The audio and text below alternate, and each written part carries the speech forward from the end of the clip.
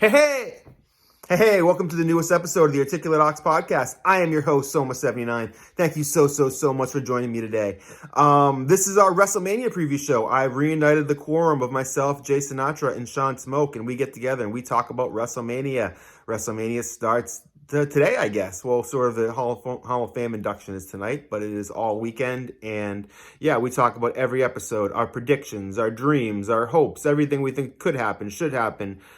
We had a lot of fun about this. So hopefully if you like to talk about wrestling as much as we do, then you'll enjoy this episode. If not, well, WrestleMania will be over soon. We'll be talking about something else. So have a good one. Hope you enjoy it. Peace. For the plight of those without rights, I'm sick of being nice. Time to drop the mic. Put the mic down before we fight now. Put the mic down before we fight now. Just put the mic down before we fight now. I'm not asking, I'm telling you right now. Yeah, this beat is unorthodox. You might wanna call a doctor. I'm sick with my words. Out rap Sinatra, you sound quite absurd. Oh, the nerve of these piss poor rappers. Sorry for laughing. Yeah, welcome to the newest episode of the Articulate Ox podcast. I am your host, Soma79. I threatened last time we did a Wrestlemania wrestling show right before the Royal Rumble that we would do another one, the three of us. We got coming from Florida, Jay Sinatra. We got coming from the Boston area, Shawn Smoke, and we got coming from Western Mass, yours truly, Soma79. What is happening? Jay, we'll start with you. Good, brother. Thank you once again for this invite. Pretty much put it out there to the universe, like, hey, we're gonna do it again. I was like, absolutely, I'm there. Just let me know when, and we're gonna make it happen, bro. I love talking about wrestling. Let's do it. Me too, man. We'll mention while we're talking to you, I just told you before this, you were on my album Quiet Life Loud Friends. There is a new CD version of Quiet Life Loud Friends, the extra loud expanded edition with remixes of all the songs and 3 bonus songs. That is coming out. I ordered it today, so whenever it arrives. So hit me up. That's out there. Remix of the Jay Sinatra song, Put the Mic Down, and the original. You're gonna want that. Anything you're working on, Jay? Because we're talking some wrestling. We'll see if we'll do some plugs up front.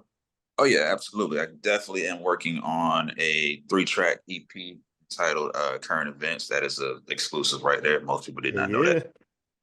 We will be dropping that. I'm hoping to get it out by April. Not exactly set on a particular date, but April, if not early May. But I definitely want to get that out. Then after that, I can switch focus to my album. But for now, I just want to put out the EP, let people absorb that, live with that for a little bit, and then give them the album.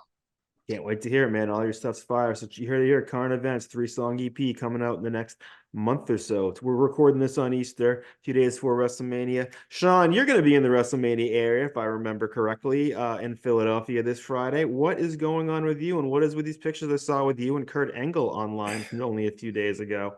It's a lot going on. It's a busy season in the wrestling world, man. It is. Best season.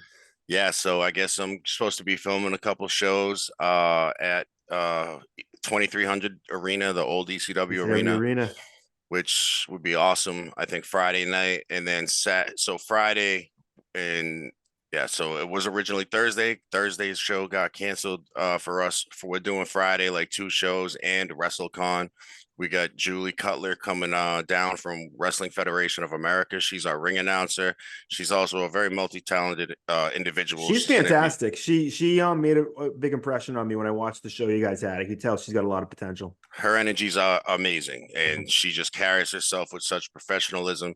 I have nothing but the utmost respect for her, and she's got big things in store for her career. She got the right attitude. She got the right head on her shoulders, and she'll be doing interviews with whatever wrestlers I get. I don't know who the plans are. I know that, for everyone from Kevin Nash, Lex Luger, Too Cold Scorpio are like all listed as guests. Sting is like the main guest down there. So I think I'll maybe be filming interviews with her, whoever she interviews. And then the day after that, we're doing it's some kind of mixed martial arts at Mohegan Sun. We'll be filming that on Saturday, the day after. So I got a busy weekend coming up.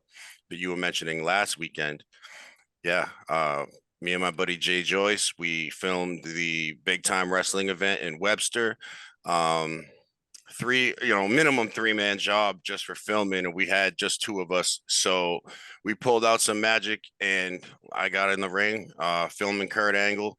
I got in the ring filming Matt Riddle. And film the whole show, but it was just an honor in those moments when we had such a big turnout that night. They always do well at the Webster Town Hall. The energy there is reminiscent of like, and it's always a stretch to compare, but I used to go to the old ECW shows, the original ECW shows, and the energy that the crowd would have was just next level. And big time wrestling crowds and Webster bring similar energy. So it's always nice to be around because every wrestler that comes out, man, they're all about him. Like every match is important. So every wrestler gets a big pop. It's just how it should be, in my opinion. It's well done.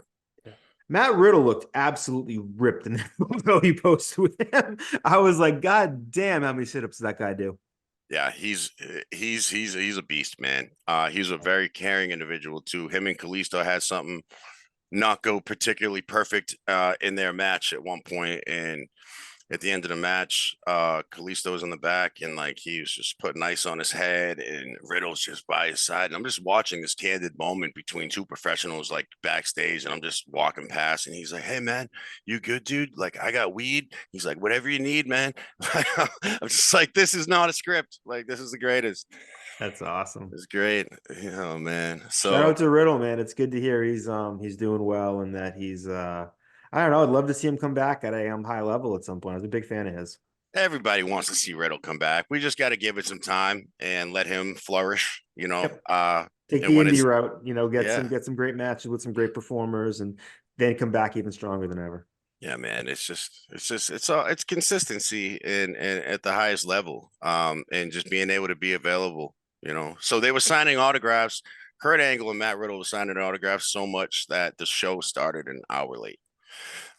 So the line for Kurt Angle especially was like, I don't know if you've ever been in the Webster Town Hall, but it's a pretty decently sized venue. The line was around the ring, all three sides of the ring that he wasn't on, and then outside the door. Wow. $90 an autograph and picture. Good for Kurt. Good for Kurt. Yeah. Yeah. Riddle was given the discounts for 75, man. I was like, I might have to grab me one of them. Yeah. Yeah, for real.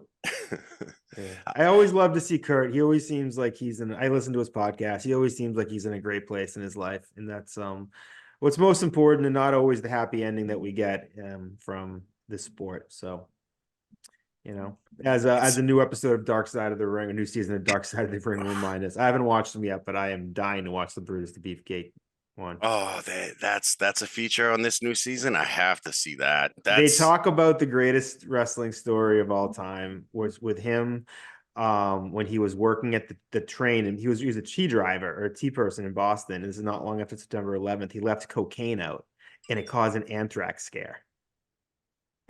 Yo, wow.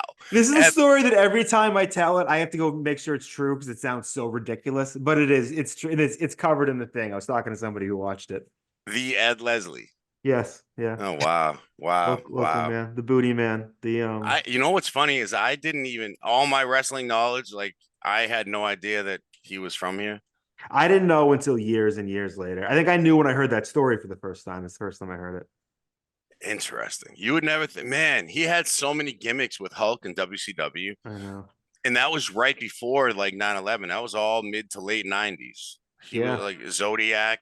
Freaking Jesus. Yeah. Oh him and Honky Tonk Man are my favorites as a kid. So, you know, no soft place in my heart.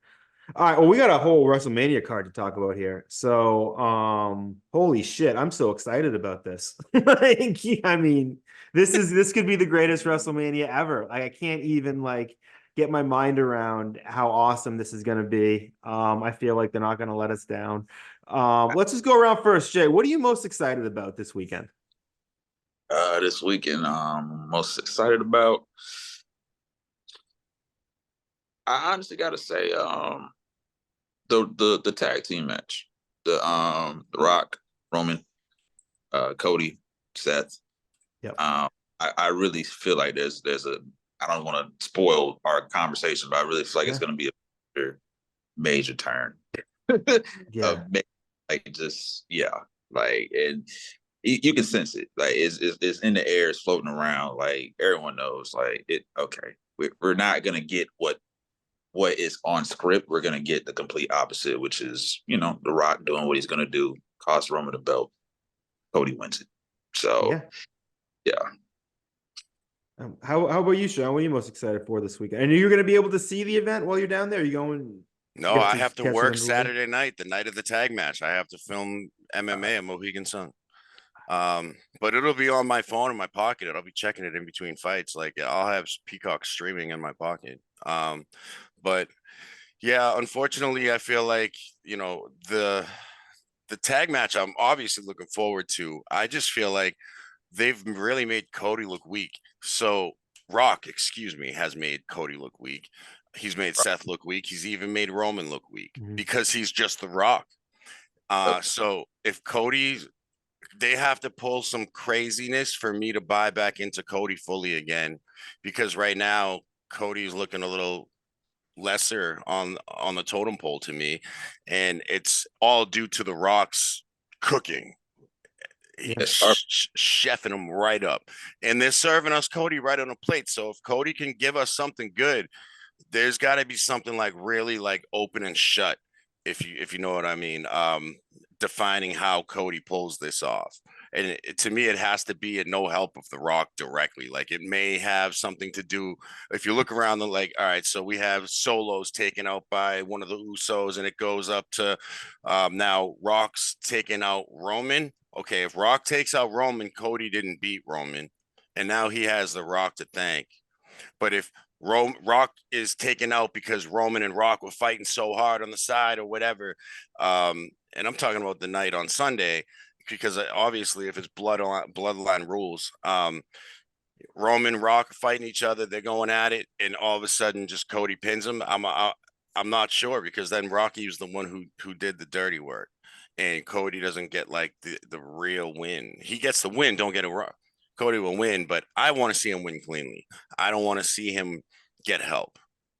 I have a theory on what they may do, in that on the night of and I actually heard someone else throw this out there, like a version of it, so I'm not totally mine, but on for the tag match, have it end where Cody just goes nuts and even he gets DQ'd and just beats the living shit out of The Rock. And then afterwards, he's like, yeah, so what? It was going to be bloodline rules anyway. You guys, no matter what, would have cheated. So this is the way it was always going to be. And then just have an all-out brawl, because he'll get his heat back against The Rock. And then it's like, well, what happens next? And if anything, I think maybe you bring out the glass shatters and you bring out Austin to maybe diffuse The Rock. Like not have him get involved in the match, but maybe have him be the counterpoint to The Rock, or even Cena could do that. You know, it's like, I feel like you need somebody on each side taking out guys on the bloodline side, right, so that Roman Cody can have a fair match. Exactly. I agree. There's so many things that can go down this weekend. So many different ways they could do it. My sleeper is Seth Rollins, due to the Shield alliance in the past, and yeah, Seth said it. He's like, he's the reason I'm the reason he's the monster he is today. It's my fault. So I just feel like there could be something where like Seth turns on Cody. Even we don't see it coming. Seth's about to lose the title to Drew anyway. Like, I don't even know how they're going to do that. Let's not get ahead of ourselves anyways. But I'm looking at the card here, and it's got the graphic for the tag match on Saturday. And well, those matches are also interconnected now. The title matches and the tag match are all like, it feels like it's just the first night is episode 1 and second night's episode 2. It's like it's amazing. And Paul Heyman, the wise man, is getting his Hall of Fame induction right in Philadelphia the night before. So it's the energy for the bloodline is gonna be off the chain this weekend. So Cody's really got to do some work. Cody's like digging himself out from under like 16 feet of dirt right now.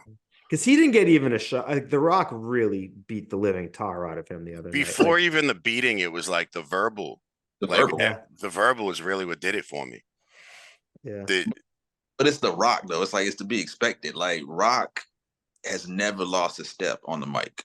Like, he's remained The Rock throughout the years, and you can still hear it to this day. It's like, it's reminiscent of like early 90s, 2000s Rock. Like, because you don't know what's coming next. Yeah, it's like it's just so unpredictable, but you know he's gonna deliver on the mic and he's gonna deliver every single time. And it's like that's to be expected verbally, you know. But the beatdown, though, I did not see that coming. Not to that extent and to that magnitude. I didn't see that beatdown coming. Did you see And during the beatdown? continue on Twitter afterwards. Yeah, so it's just like okay, that caught me for surprise. But yeah, The Rock's gonna always do what he does verbally, man. And he's been doing that. So Well, they got Cody crybabies now. It's like now you're like shamed for being a Cody fan Yeah. or a Cody sympathizer. Like they really they screwed Cody up a little bit. I just want to see him come back, and I feel like he's got to have, like you said, some type of like attitude change where like he snaps, and now he's ripping the suit and the tie off because like none of that matters anymore. This is what it's about here and now, like the title and finishing the story. Yeah, man. Like I do think so. I agree with you that after that Rock beatdown, I was like, ooh, they didn't make. I mean, they didn't make Cody look great in the amount he got his ass kicked there, but I do feel like they have been making minor adjustments along the way. Like I think when they were in Memphis a few weeks ago with The Rock, he was probably a little bit too much of a face. And then this week they totally fixed that by really having him go heel.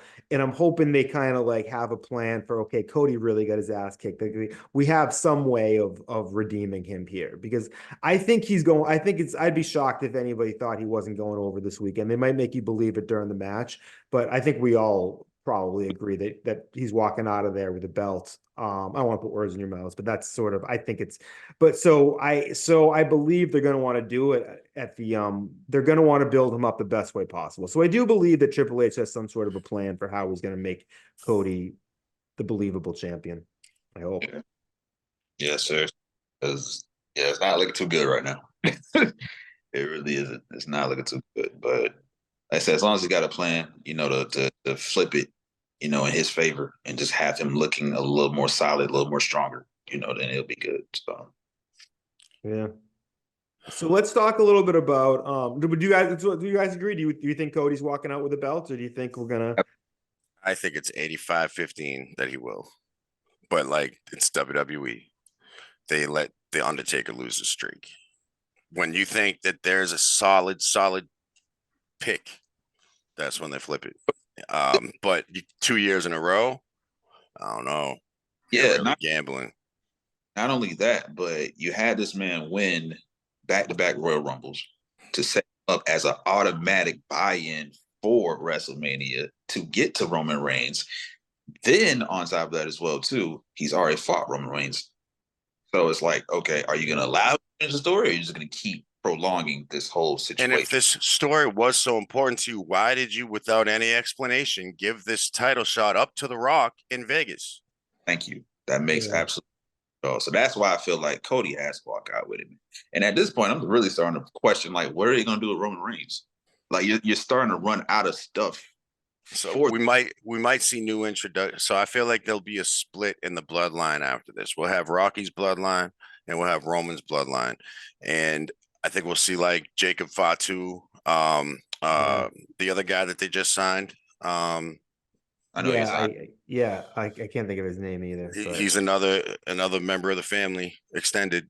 If you're a Samoan, now's a real good time to be in the wrestling business because you're going to get some work. I think they're going to bring in as many of those awesome. They're all awesome. So if Roman doesn't take time off after this for a while, then they're going to go into the bloodline split immediately, like, and have two warring factions, in my opinion, Roman's side and Rocky's side. And then maybe Jey Uso team up with Rocky, and then have, of course, Solo, the Jacob guy that you're talking about, have Jimmy Uso. Yeah, that like a Civil War. Yeah. Exactly. Yes. Yeah. Because I think what it has to be with Roman is first he loses the title, because Cody kept saying, I want you to lose everything. So first I think he's going to lose the title, and then I think he's going to lose the respect of the family. I think he's going to lose. So then he'll be left with nothing. And then because when Roman comes back after this, I think he's going to have to be a face. He's going to have a long road to redemption. So I think he has to lose everything. In the end, he'll be. I think the way they might have do it is have him beat The Rock in a way that's almost indefensible morally to some degree, and then he has to go away, and then he has to come back a changed man. So yeah, like a redemption road. Yeah. Yeah. Because at the end of this, people aren't going to want to, once he loses the title, he'll get a different reaction, I think. Once I think he's going to get into that Randy Orton territory where people aren't going to want to boo him anymore, I think, because they'll respect so I much. think they're already there a little bit. Yeah, I think so too. They're already there a little bit, but he's feuding with their hero, so it's like harder to cheer him. But they love him. They love him. They're at the point where, like, all right, he was force fed for like 4 or 5 years, and then he really killed it for 4 or 5 years, and now we're at the point where like he's that guy. So yeah. you One of the are. reasons I think the bloodline really has to lose here, and one of the reasons I think they will lose, is that more and more they've been blatantly saying on television that you're only champ because you're cheating. And I think I think they're attempting to bring some credibility back to the belt with this storyline by having Cody. And I think that's part of it too, is they want to bring credibility back to the belt because it's like at this point, the fact that they're always cheating to win is taking credibility out of the title. And I think them acknowledging that kind of says it's going to be ending soon. I hope. With that, do you think comes like a rebranding of the belt with what Cody wants? Oh, I think I think they're going to want to sell some new belts. They're going to want to sell some Cody Rhodes belts. So we're going to see something that looks like, I don't know, probably something. Winged Eagle. Yeah, probably something like that. Something, modernized version. Because I think he brought in the white Intercontinental belt when he was champ. So Yes, I think he thinks that way. So that'd be beautiful. Because I even though I like the revamped version that Roman has now, the all gold one. Yeah. Is Paul Heyman still carrying out the other red and the blue title belts? No, Oh, they got rid of those. Okay. Yeah. Well, yeah. So if you do that and then you beat up Seth Rollins, you beat up Seth's title and tell him that his title really doesn't matter if you're Rock in front of everybody. What do you do with that belt after Drew and CM Punk feud for it? Do you merge them again with Cody at the top? Yeah, We're really getting ahead of ourselves here, but like these are where the tracks take us. Well, there's the question of say Cody goes over. What do you do with Cody? How do you keep the Cody story interesting? How long do you keep the title on him? Like, we have someone like Priest waiting in the wings, who I feel like he's going to be popping up sooner rather than later. question for that. As a matter of fact, since you brought up Priest and his Money in the Bank contract, does that not expire? I kept thinking it was WrestleMania, but I think now it's Money in the Bank. I think I said that he has a year from when he won it. Bank. Yeah. But it feels like it's been longer than a year, right? It feels like it's been forever. Yeah. Because he's probably tried to do like 12 cash-ins already. Yeah. So because he has the tag titles, it almost seems secondary a lot of times, He mentioned remember on SmackDown, was it SmackDown where Dominic was in the back and he's like, "Mommy, I don't feel good." And Damian was talking to Finn, and Damian was hinting that it was going to be a Judgment Day weekend, basically. So it hints to me that he's going to do something with the cash in, maybe take it from Drew if Drew wins it feels like more down that path. Yeah. Because it wouldn't make sense for him to the Roman Cody situation. Like it wouldn't make sense. And honestly, at this point, it's almost like Cody's a shoe-in for that belt. Yeah. So you're gonna literally let him win the belt to potentially have him lose it to Damian Priest. That doesn't make any sense. No. He'd be there with Seth and Drew. Yeah. You're gonna want Cody Rhodes at the press conference afterwards with the belts. It's like this is gonna be a big moment for them. They're gonna want on Sports Center and all those things. It's like, headline. Yeah. So you're saying that is pretty much a done deal. I think what is less of a done deal though is the other title match with Seth Rollins facing Drew McIntyre in the match that would have been CM Punk's, but we get him on guest commentary. And if I know CM Punk, we might get involved a little bit. And as you just mentioned, Jay, that it looks like perhaps this might be a good time for Damian Priest to sort of insert himself, especially if maybe they lose the tag titles earlier that night. We'll talk about that in a minute. I don't even know if I have a prediction for this match. Drew McIntyre still allegedly doesn't have a contract, or if he is, he's probably working off an extension of the one he has now. And he has stated that one thing he'd love is to spend more time at home in Scotland, something that AEW can grant him, as they're doing with Will Ospreay now, where they are flying him home to England. So a lot up in the air here. I still think we're going to see a title change. I think we're going to see Drew win. And gonna set up a CM Punk match down the road with some Damian Priest in the middle. What do you think, Jay? I think that is a very strong possibility. One, we already know of Seth Rollins' injuries, how bad he's bumped up. And he's probably to the point where he does want to take a break. He wants to get some rest, and just kind of take a step back, And then you have Drew McIntyre. I wasn't too aware of his contract situation. However, if he is able to get the belt from him, then it's definitely going to set up a CM Punk rivalry. I mean, it's already been cooking without the belt in the picture. But if he does not happen to win it, then what's also interesting is what you brought up with AEW might be potentially scouting him to maybe bring him on board if that contract is expiring. And he might go that route. At this point, I would say, just because I'm a Seth Rollins fan and that's my favorite wrestler right now in the current moment, he retains, but I don't put it past the WWE to give the belt to Drew. I don't put it past him. Yeah. So. And one thing too, I think about one of the reasons I think Seth may lose is because I think if Cody's going over big, there has to be some fallout on the babyface side, and I think Seth Rollins is going to end up taking the bullet for Cody's win, and I think that may be because they don't need to be buddy forever. I think you can then return to a little friction between them because Seth came out on the losing end of this, even though he overextended himself. Yeah, it's like he, in a sense, like Drew's been saying, like you're not focused on me. You're literally allowing the bloodline drama, Cody drama, to take your eyes off the prize, which is keeping your belt. Right. And you stand a chance to lose it if you overlook me. So that could happen as well too. Maybe it's a little underlining resentment there from Seth Rollins towards Cody. Because he was like, "Look, I helped you out. My belt's gone now." So it's like, okay, what are we doing? So, or Seth could go out on his sword and basically be like, "Look, I knew because of the state of my body that was I was going to leave everything I had on that table, and I was not leaving. I was not going to be able to wrestle again after that." Because he could do that thing where he's like, "I knew I was losing that belt. All I wanted to do was make sure that balance was brought back." And so he could do that thing too, where he goes out to the noble person going, "I accept my fate and I need to go get healthy now." Yeah.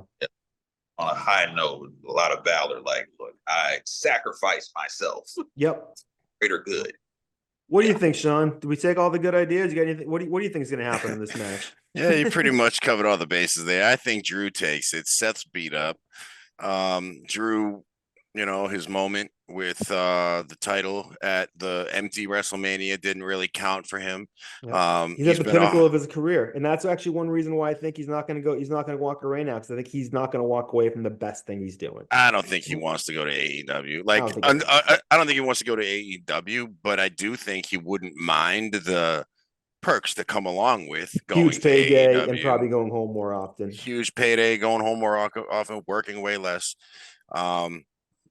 So that's down the line at any time for a guy like him. Yeah. So it's hot right now in WWE. You'd be a fool to leave at this moment if you're in a guy like Drew's position. And he's been hotter than ever on the mic. Yeah. He's on his social medias. He's going to the bakery shop that CM Punk mentioned in the All Out. I think. That was beautiful. God, yeah. He's driving around bumping Cult of Personality like in front of WWE fans just to work them up, calling them marks. I'm like, all right, Drew, like you're getting points in my book because like I haven't seen this before. So great work there. So he's doing the best work of his career. He deserves it. And he'll take it till Punk takes it off him, I think. Yep. Whenever that may be, SummerSlam perhaps. Yeah, it could be. I mean, who knows what Punk's schedule is of coming back, and when he does come back, it'll just probably be a match or two until he's injured again. Unfortunately, at this stage in his career. I know. Yeah, I think it's big fan of his, but it's upsetting to face the facts sometimes.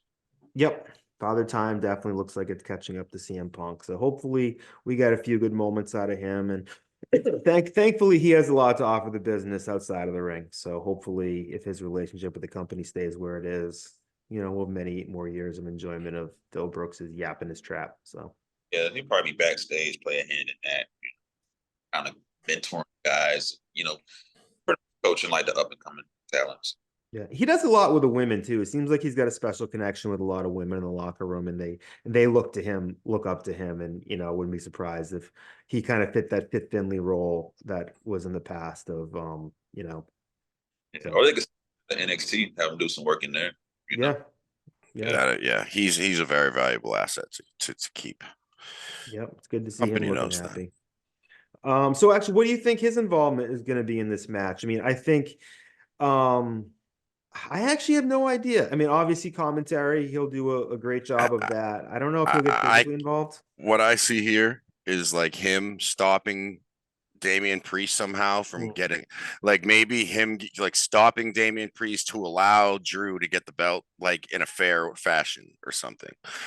So if Damian comes in trying to cash it in, Punk notices that maybe they plant the seed of why like Punk and Damian are not seeing eye to eye tonight. There's like something backstage previous that they bump into each other and they give each other a funny look. Who knows? Could be the most subtle thing beforehand to give it reason to happen. But to stop maybe Damian from cashing in, perhaps.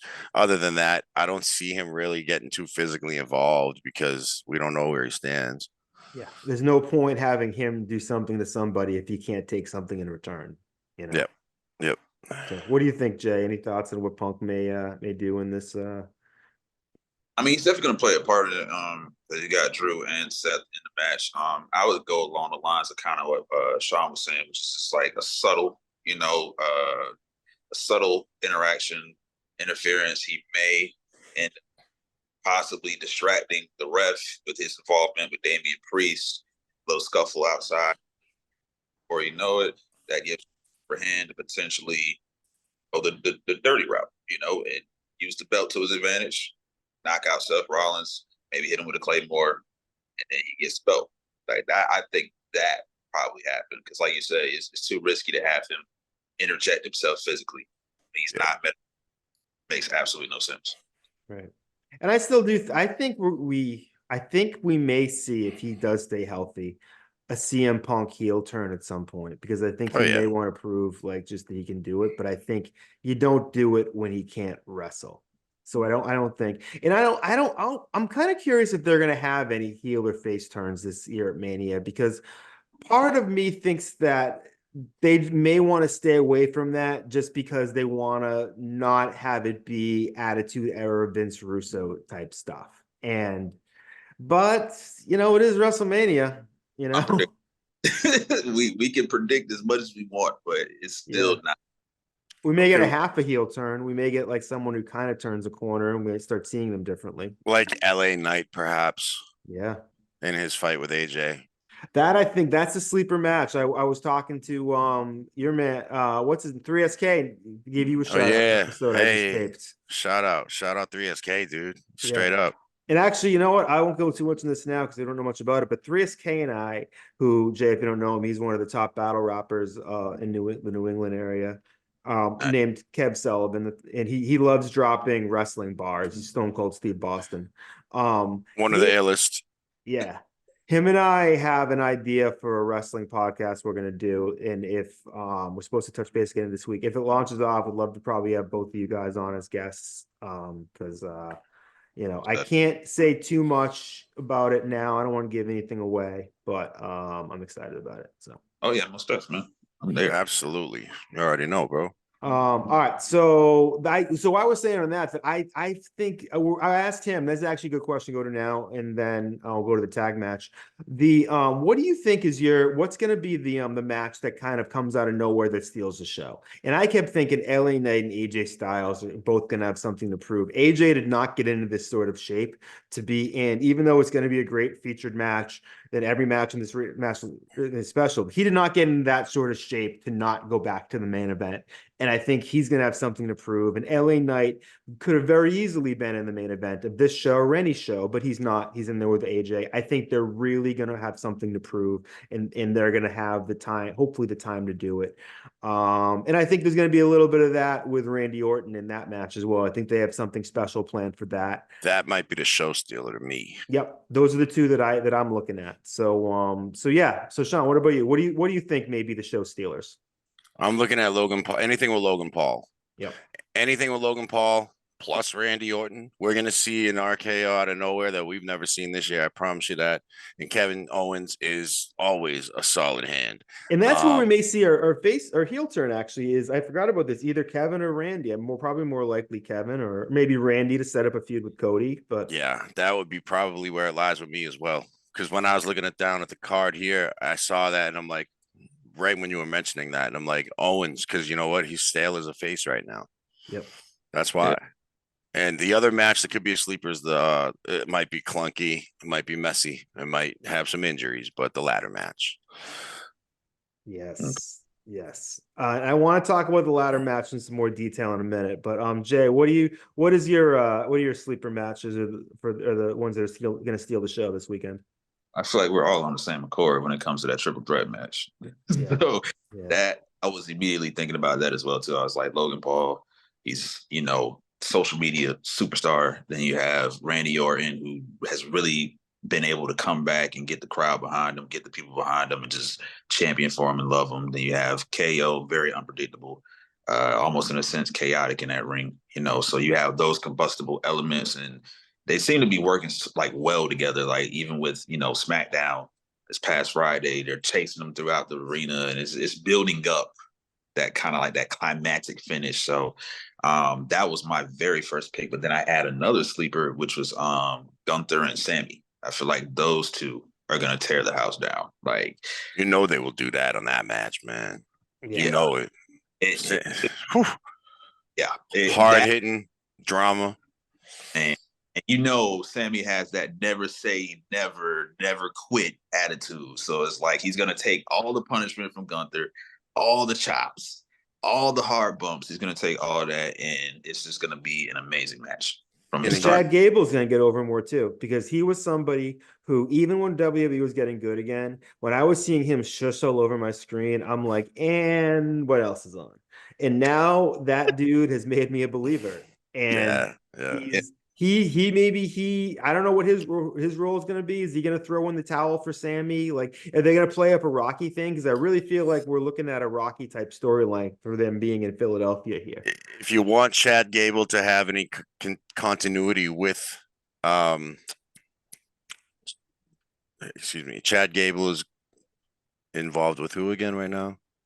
Well, he's kind of in. He lost the Sammy. thing. Sammy. Yeah. So, I think what you said could actually play a role in it, because then you don't have Sammy looking weak. He didn't give up. He didn't lose. Like, he didn't give up. He might have been being in a submission hold until he passed out, or until Chad Gable threw in the towel, but he didn't give up. So you save face on Sammy. He still looks like a badass. Gunther stays with the title, and now you have inner conflict because Sammy didn't want to give up. Sammy never gives up, and you could have that whole back and forth with him and Chad, and they both have such high levels of emotion that they exude that would be a classic piece. I like that. Their number one contender match, which was the last match, I think, in that, it kind of built that storyline in itself right there, where it was like, okay, if we break these guys off and let them do work together, then they're going to have an amazing little rivalry going on. So, there was a lot of emotion in there. So that could definitely play a part. If Sami Zayn can pull off a classic with the Jackass crew at WrestleMania, he can definitely do something with Gunther. Oh, sure. Yeah. Matches has been just, man, I think back to him and Sheamus, man. Clash at the Castle. That was, woo! I know. Banger. Yes, exactly. Is Sheamus anywhere in this card? I feel like, or is he out injured? I feel like I haven't seen him in a while. I'm watching him on my screen right now. Punch Drew. Oh, I still have WrestleMania last year up. Is it YouTube? WWE YouTube stream? No, I'm watching it on Peacock. I had a Sheamus versus Triple H match from WrestleMania whatever on my screen earlier, because WWE is streaming like the greatest WrestleMania matches like on their YouTube, just interesting constant choice. Yeah, right. But looking back, so being in that age, I remember like watching it and being like, oh, we're in like a down period. Like, looking back, they had Jim Ross on commentary still. They had the King on commentary still. Triple H still had long hair. Like, That was the very last like final time I think he wrestled with long hair in a Yeah. match at WrestleMania. But And Triple H and Sheamus were gym buddies too, so I think he was probably at his working. I mean, Triple H always had his working they boots have on. like very similar work styles in the ring too, Yeah. and they're both like ring generals. Now I And kind of so, want to watch that. Yeah, he yeah, might. it surprised me. Yeah, bro, was a sleeper, bro. Yeah, I think Shane got with an injury. I haven't seen him on TV that often. Yeah, So Yeah, I think you're right. Yeah. So who do we think? So I think I'm hearing from you guys, and I would agree with this, that we're going to see Gunther walk out with a title, and then this is probably going to take Sammy and Chad in a different direction. But who do you think eventually takes the belt off of Gunther? I think if it's somebody on our TV now, Braun Breaker seems like the most logical person to do it. I'm actually kind of surprised that's not happening at Mania, though. This being a sort of Rocky-inspired fight in Philadelphia does make a whole lot of sense as well, and you could do that down the line. But that's my pick. Who do you guys think could take the belt off Gunther? my hope for who takes it off and to give him finally that solo recognition and validation, Jay Uso. That'll be my pick. I Like don't see that happening. I would love to. Yeah. I can't see it happening. The way they built up Gunther and the way they've built up Mr. Uso, because Mr. Uso's a badass man, main event Jay. Except the level that he's on, I would think that he'd end up in a feud with Logan Paul before he hands up over the US title, before he ends up in a feud with Gunther over the IC title. That's just how the stories have been told in my eye. To be honest, I was just looking here. Braun Breaker is the first one that came to my mind. And the other person that came to my mind maybe was Damian Priest, but they haven't built Damian like that to really, because Austin Theory cashed his in on a lower than the world championship title with I forget what he cashed it in on. Was it the US title? Yeah. So like if he wanted to do the same thing, he could do the same thing with the IC belt, but it makes sense to be Braun Breaker. The only other person I would have considered would be who I just said, or maybe you could bring back Andrade, but you have to build him up first. And almost isn't going to do anything. Big E's done. Lashley's out. They're not doing anything with Braun Strowman. Bronson Reed, but you haven't built him up. I feel like it's got to be somebody who is I feel like the reason why Braun makes the most sense is he's dominant and he's still kind of new. It's like all those guys that we're mentioning, or most of them are people that have already sort of made their mark, or we already sort of have an opinion of them. Like, I mean, Bronson Reed does make a little sense. He is a work in progress, but he kind of always feels like a work in progress. I don't know what they're gonna fully get out of him. Like, I feel like they might have already maxed their potential. it's like if he can't be a Bam Bam Bigelow type, I don't know. To me, he feels like he might be dancing with the Funkasauruses at some point. Like it feels like one way or the other. Heard. he did have that to his name. Yeah. Yeah. So I mean, I could. Yeah, he's got to be Braun. It's got to be Braun.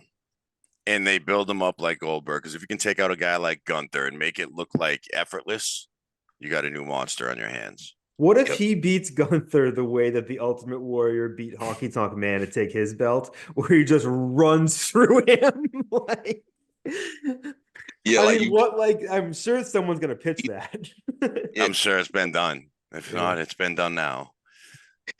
It's never out of the realm of impossibility. Yeah. So there's a Bro. way to get it done. I think it's, his move set is similar to a Goldberg. So the spears, the jackhammers, and he's got a lot of more athleticism. Did you see the reversal that he did last week with that was amazing. And I thought someone was hurt, but they did it right and it looked great. I've never seen anything like that. So shout out to Braun Breaker's athleticism for a guy that size. He's so fast. Like that. I mean, they keep talking about how fast he runs the ropes. 3 miles per hour, man. Yeah. He's a wall. Okay, here's a dumb question about running the ropes. Let me ask you guys this before we continue.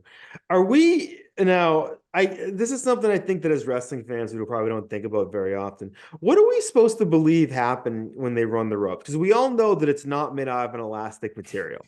We all know that it's made out of cable and it doesn't really have give to it. So are we supposed to be believing that it is some sort of an elastic material that will project you at a higher rate? Yeah, absolutely.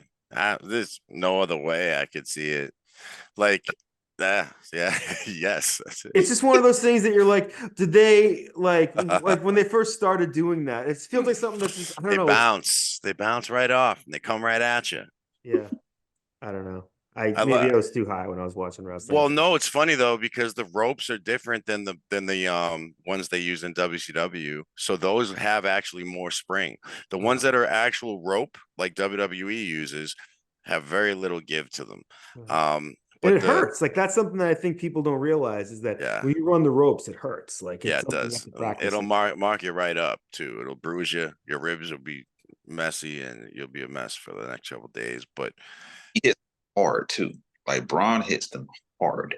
Yeah. you callous up, like you callous up, and you start. That's part of the everyday routine. When I ever hit the ropes, like if I have a chance in a ring, I'm literally feeling it the first one. And if I hit it in the wrong place, I'm like, oh, that went into a rib cage. Like, how did that bust through like 2 inches of muscle to get into a rib cage? What just happened? Yeah. And I'm like, if people live like that every day, I get it, man. Like hitting the ropes is a job in its own right. But the WCW and the ECW and most other any other ropes that aren't actual ropes, they're like I forget the outer material, but inside there's like an actual like metal band that stretches, and Yeah.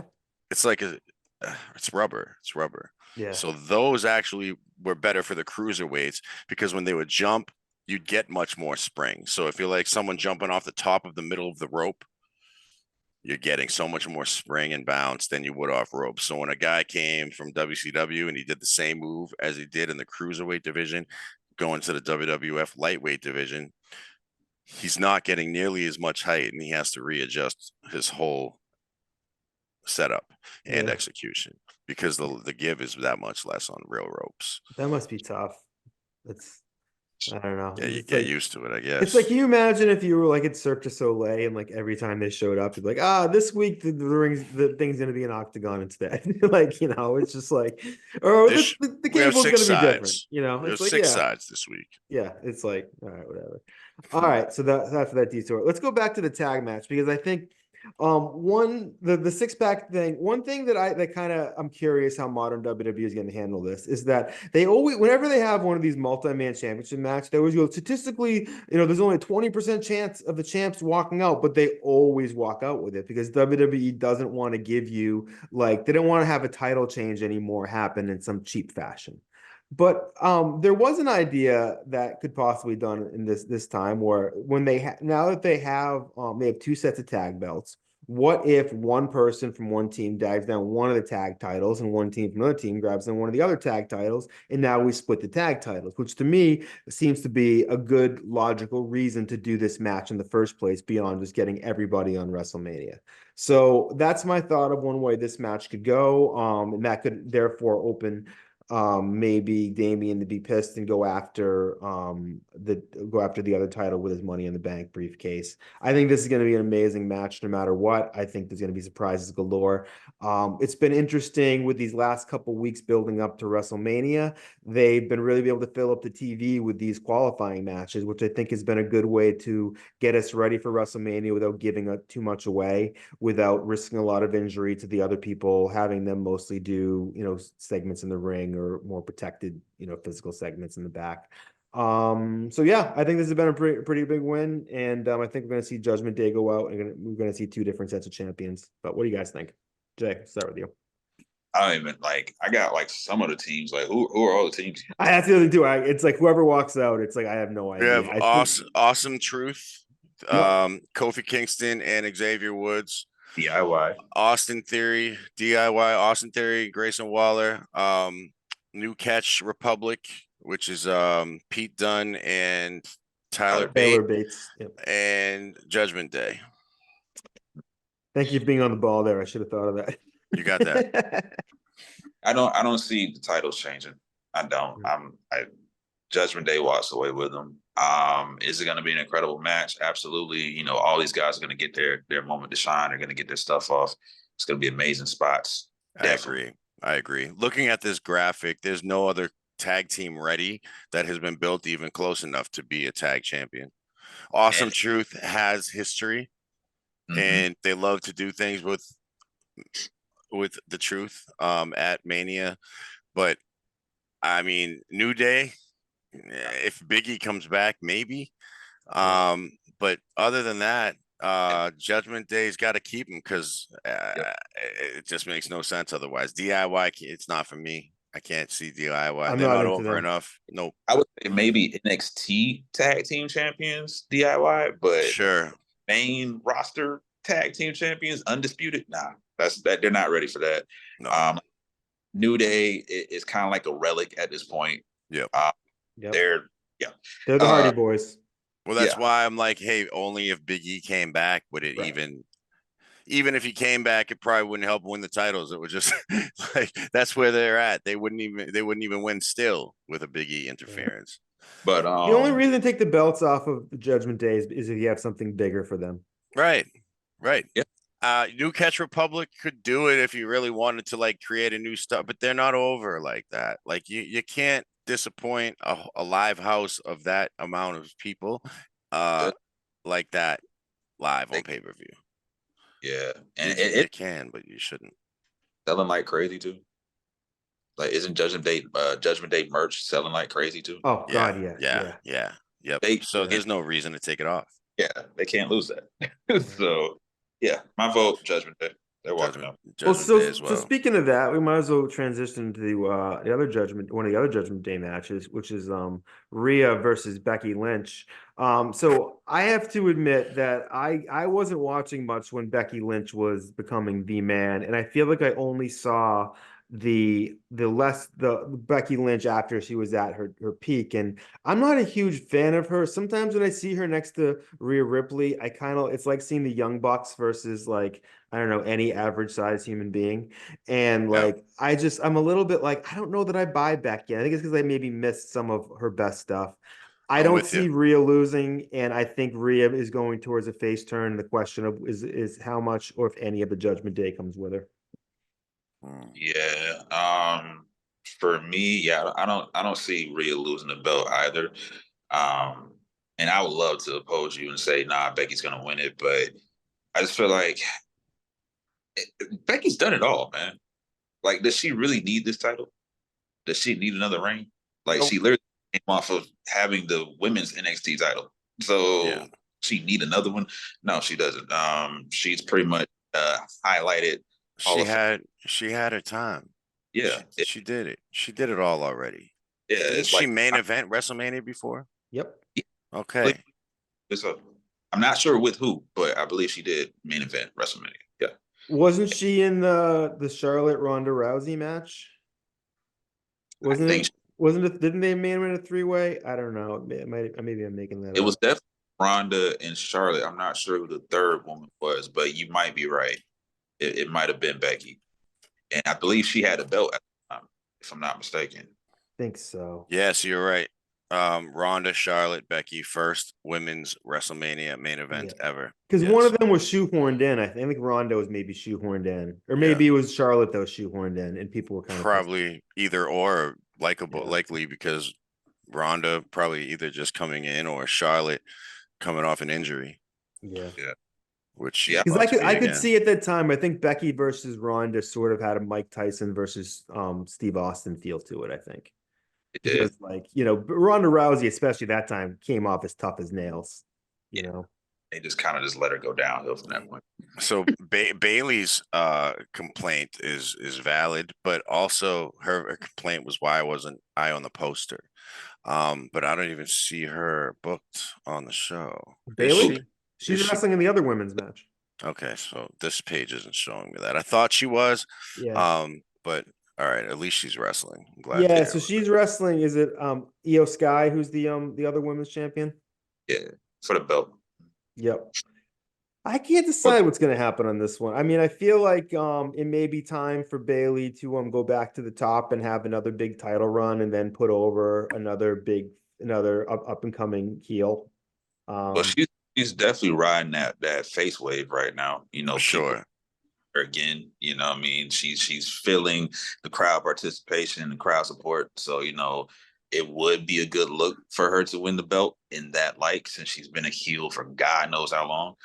But at the same time, do you want to steal away Io Sky's moment? Because this has been almost in a sense revolutionary. Her moment can be walking down to the ring as champion at WrestleMania, though, technically. It could. It very well could. But are we going to look at Bayley as being a breath of fresh air to that title, or are we going to look at her in the same light as a Becky Lynch? To me personally, it's face Bayley, and it's a new face Bayley, and it's a rebranded, like, new look-ish face Bayley.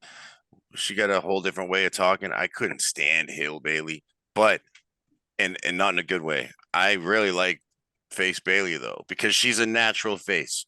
I could see her. I don't think it benefits her to lose again on a big stage, because it's just like, no matter how much you build up with with Bayley, it seems like she always loses lately, and I can't remember the last time she won on a big stage. She's been taking a lot of L's. So the only reason I say that I think she wins is because she's been taking so many L's. That's my opinion. I think she could overcome damage control, though. Do you feel like the numbers game is going to be too much for her, or she's going to be able to find some kind of sly, sneaky way? Bayley's always got a sneaky way, and that's her MO.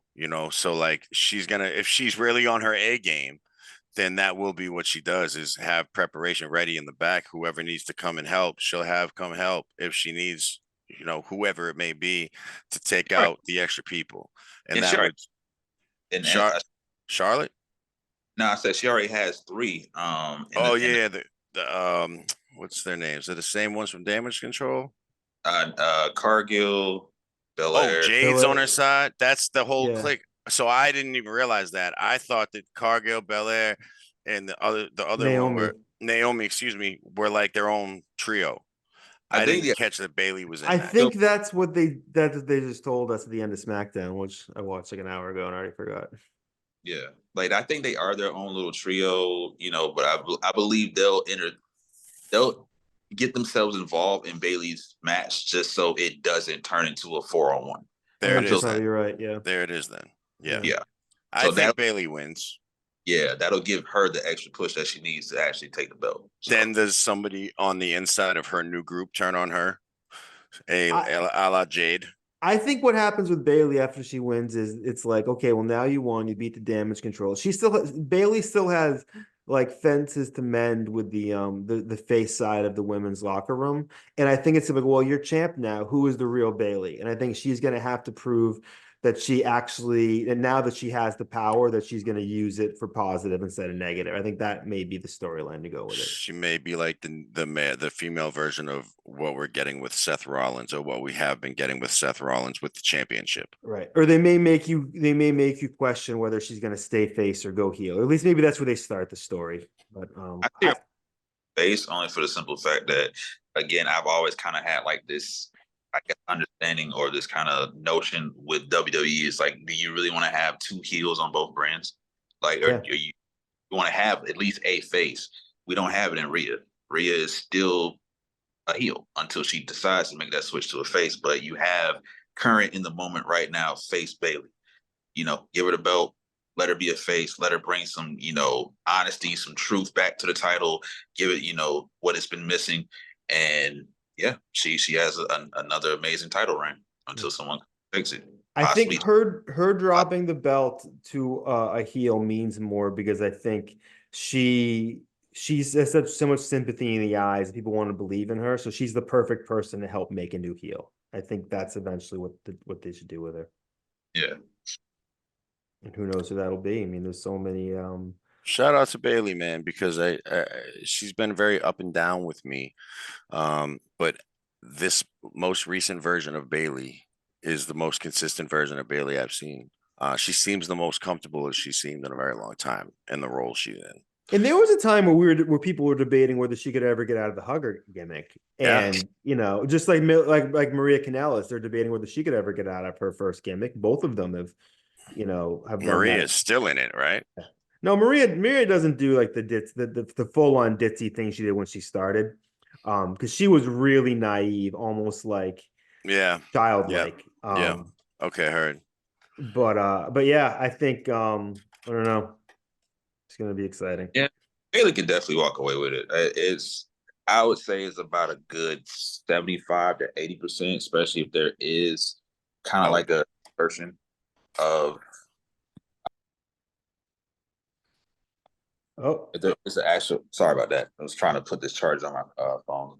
But if that's there is an insertion on behalf of Jade, the trio, then that's going to increase her chances and her odds of winning. But again, it's Bailey. We know she has a plan with or without help, so she'll still probably be able to overcome.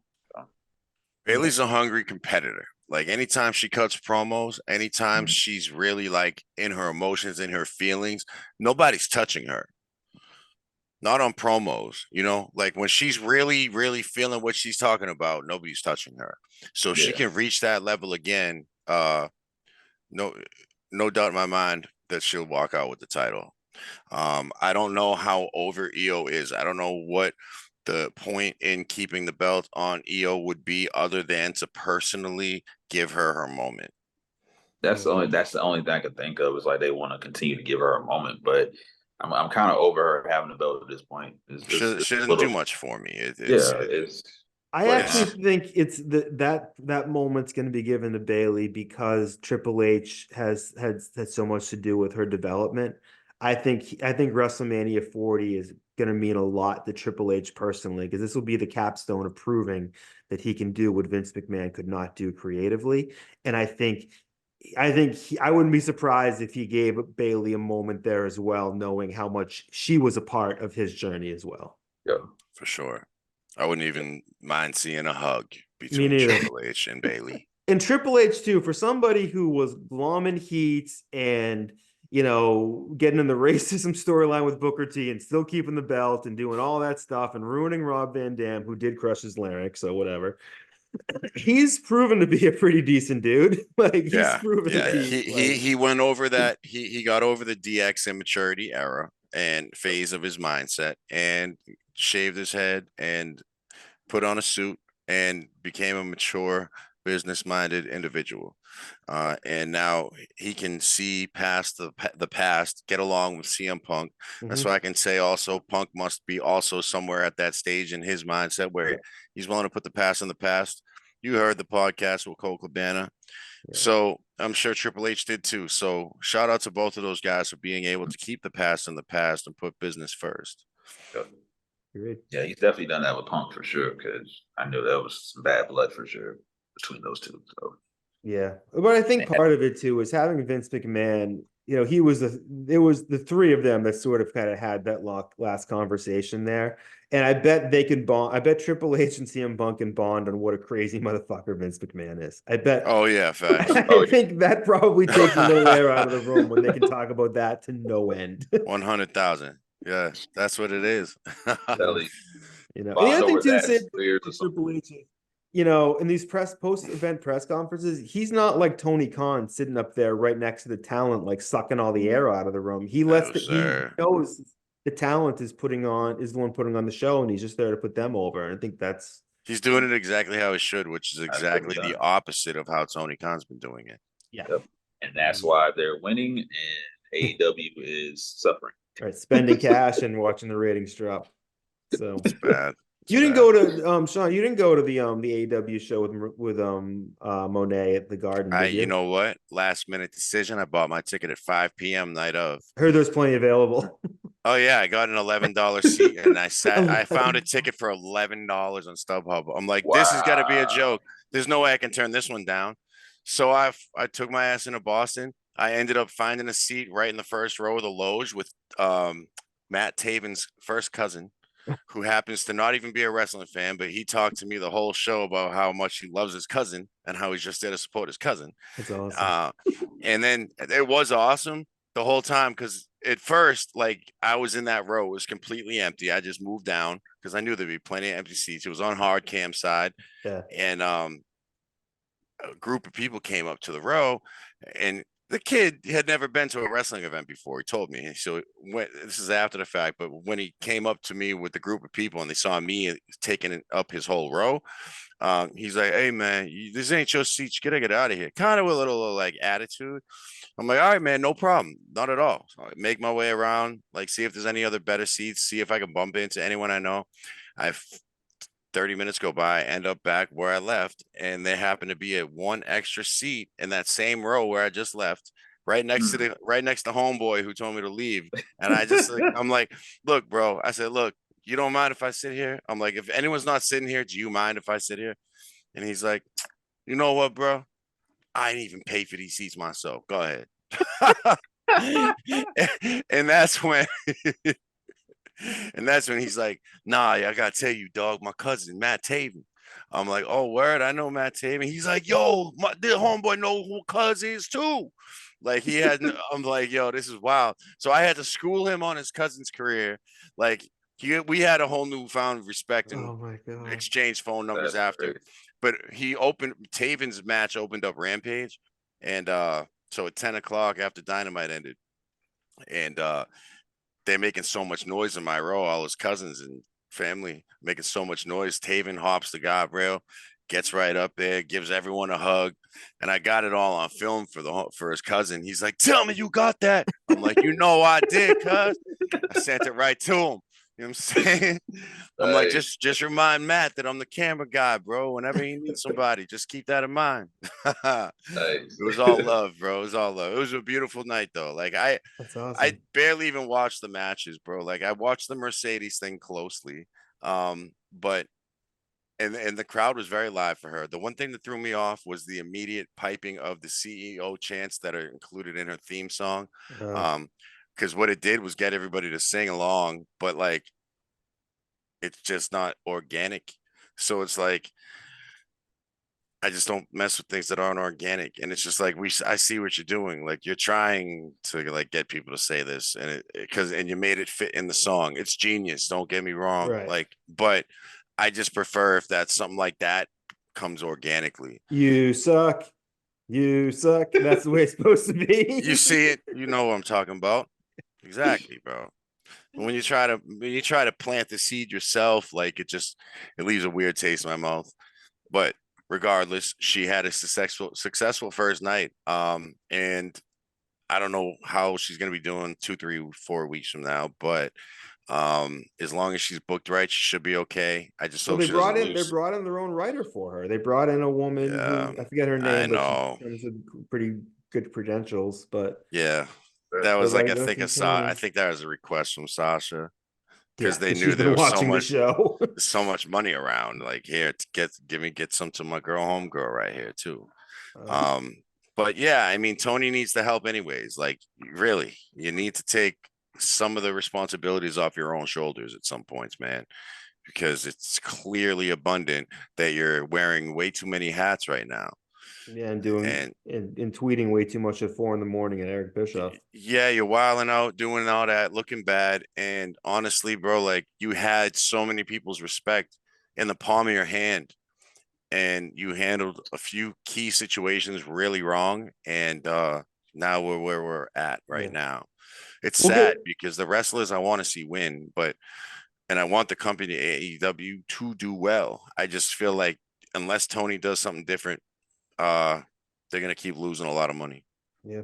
I will get back to WrestleMania in a second, but one last point for me on that is I watched Jing's last match. It was the first AEW that I watched since the Adam Page blood drinking incident that turned me off of AEW forever. And I'm like, All okay, right. I'm gonna watch this. I like Sting.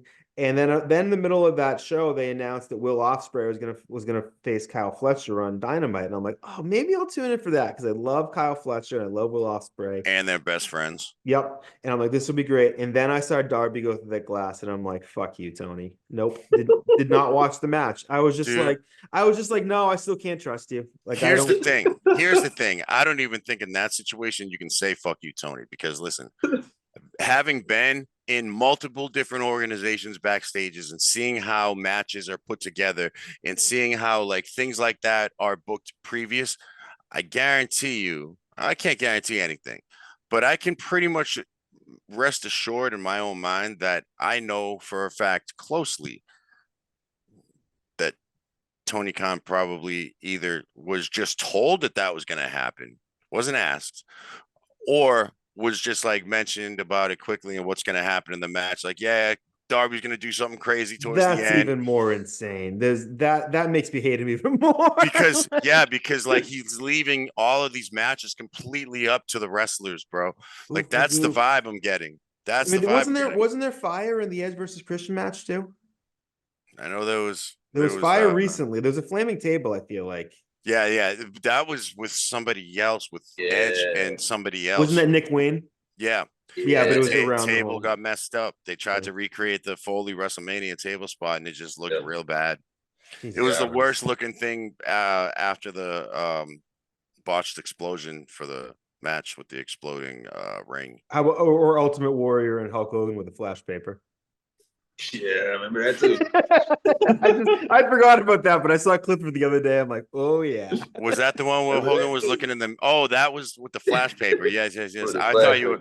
That I think was the storyline as the mirror, though. I think that was all part of the same piece of wrestle crap. Yeah. That was. That was all part of the same flush. Like that's that. When I was watching that live, dude, I was like, "Are they serious right now?" Yeah. I'm like, "How?" Unless it looks different to them, like. Right now, like in the production room, like how do they, in wherever they are, like how do Hogan they can see it, Bishop can't, and we at home can. Yeah, right. Just to tell the story, it doesn't matter, guys. It's wrestling. I know. Yeah, I know. But yeah, I don't think Tony Khan has much say or do over what Darby's doing in the match, man. I think he's given free reign. Go out there and do what you do, Darby. I love you. We'll take care of your hospital bills if you get hurt, but please don't. Yeah, that's Tony probably. All right, well, whatever. Let's get back to WrestleMania because I could talk about that forever. But so we're talking about the Judgment Day, and we recently got treated to a new match on here. We're going to see sort of a rematch from one of my favorite matches from last year. It's going to be Santos Escobar and Dominic Mysterio versus Rey Mysterio and Carlito. Oh no, Dragon Lee. Fans wanted Carlito. We're getting Dragon Lee. Either of them are fine with me. I love Dom. He had the best entrance last year, and I think sky's the limits with him. And I don't know I don't know who's gonna win this. I don't even care who wins this. I think it's gonna be fun. What do you guys think, Jay? Only because he's pretty much a crowd favorite. They love to hate Dominic and Santos. I go with them. Not to mention, I think it was the WrestleMania that you're watching right now. Last year's WrestleMania, didn't Dom wrestle his dad, Rey Mysterio? Like right now, I'm looking at Snoop Dogg talk to the Miz, but I believe he did wrestle his dad. So yeah, he lost. I'm about to watch Shane McMahon absolutely ruin himself. Yeah, Dominic lost that match, so I mean, just to kind of get him over a little bit as far as like that little rivalry going on, father-son rivalry. I say give it to Dom and Santos, and it'll kind of give Santos the upper hand on Rey Mysterio as well too, because as of late he's been looking kind of weak when it comes to Rey Mysterio. Like he can pretty much beat anyone else, but Rey Mysterio is kind of like that final boss that he can't get past. So go ahead and let him get that win off, build up his stock, as well as Dominic finally getting a one-on-one, well, not a one-on-one, but an actual victory over his dad that he wasn't able to get last year. So I'd kind of like them to do something where they bring Guinness Book of World Records in and get Dom Mysterio the record for the loudest boo ever. Like I feel like that's something that they could do something little like that could be fun, because I think he's it's so much. It's funny. Like you almost don't even know how good of a promo he could be because he's not really a chance to cut one. But I still love it every time he tries. Love to hate him, bro. Yeah, great facials, Yeah. And like he just keeps trying. He never gives up. Yeah. Yeah. And he's good backstage actually, because he is a good promo because he can hold his own with the rest of them backstage. Tell you what, man, he's come a long way since he was like the baby face that first broke in. I know. Yeah. Come a long way. A long way, man. Come a long way from when he might have been Eddie Guerrero's son. Jesus. About that. I still love some people have a sign that's like I still think he's Eddie's son, kid or something. Like I love that shit. It's just like yeah, my vote, my pick is definitely for Team Santos and Dominic, man.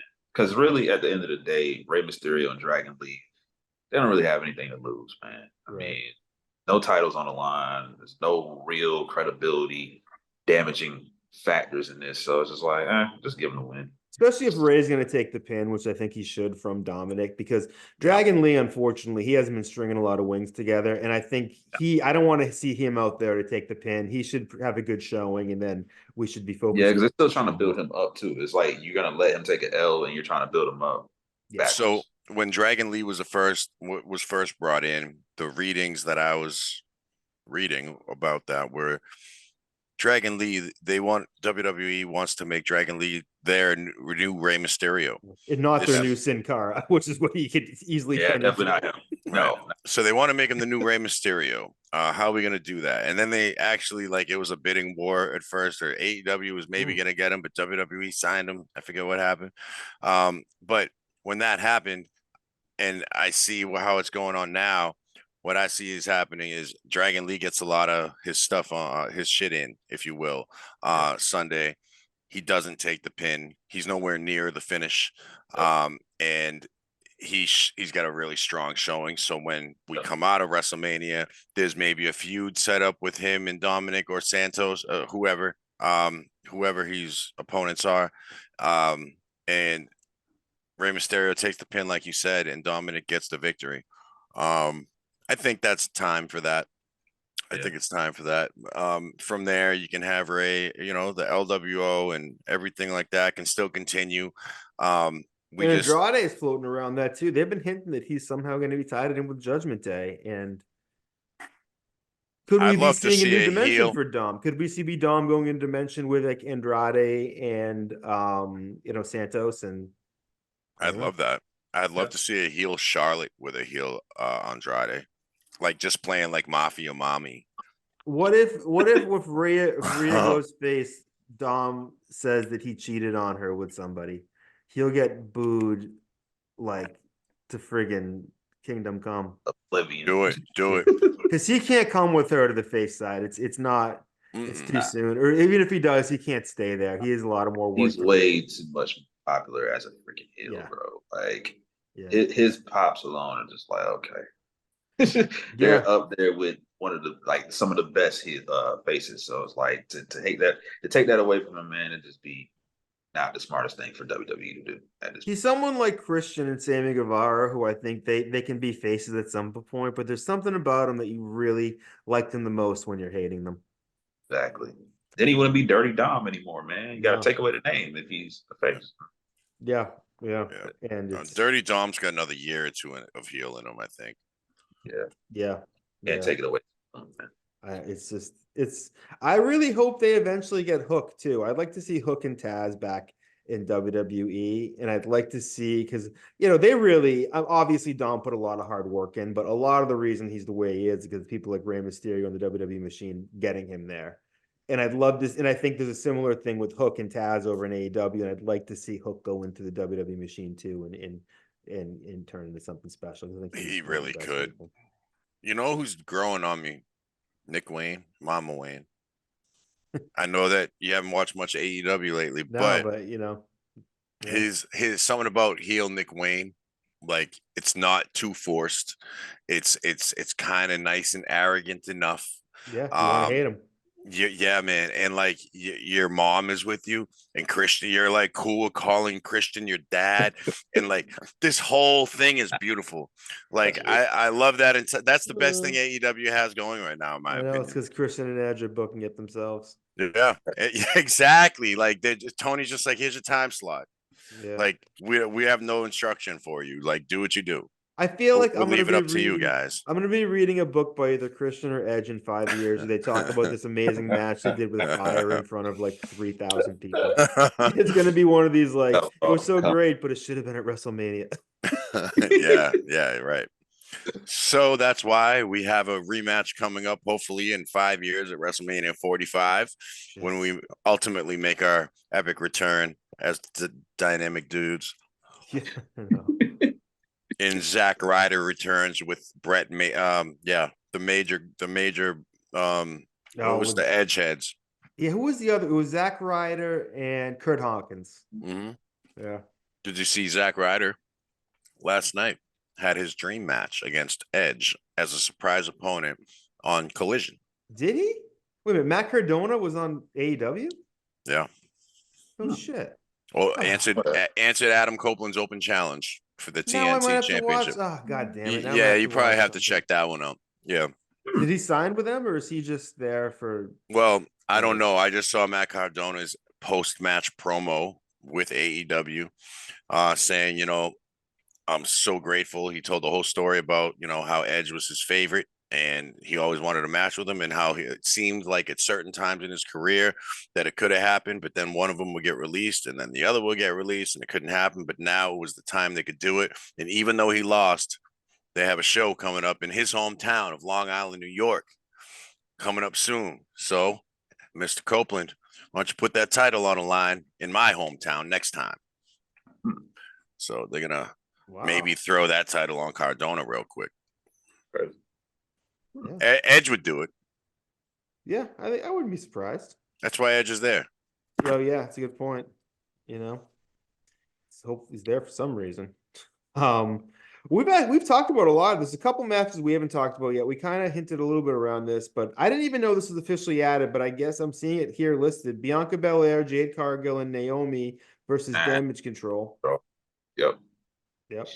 Naomi, one of the best entrances in the business. I love her entrance. Jade Cargill.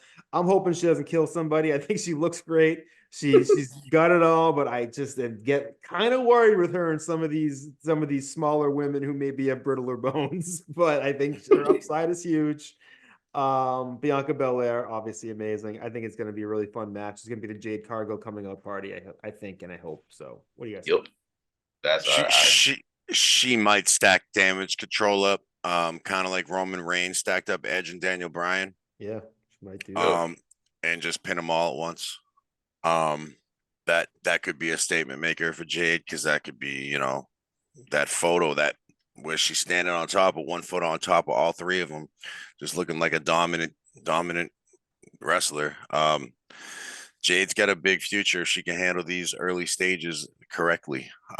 If she doesn't, she still has a big future, but it's just going to be a little further along because they'll pull her back, put her back in the training facility, and see what she's doing. Now, how did you feel about her mic work? I think it's good. I'm not too worried about her on the mic. I think she'll come along, and I know how hard she works on it. I mean, I think she has to focus on having decent to good matches and not hurting somebody. And then I think because she can't start rubbing the locker room the wrong way. I think she has to not. Do you think it's hard for her to not rub people the wrong way? And it's not even like she's just like some asshole. Like it's just so how she is. Right. Do you think it's hard for her not to rub people the wrong way, just being her? And she's walking this fine line so timidly that it might like get to her at some points being like, oh, you know what? Fuck it. I'm Jade. Why am I holding myself back for these bitches? I mean, I've heard nothing but her approaching the business in a very professional way. So I think she understands who she is and who she isn't right now. Because I think she's had to work for everything she's ever gotten. Okay. Jay, what do you think about Jade? Amazing.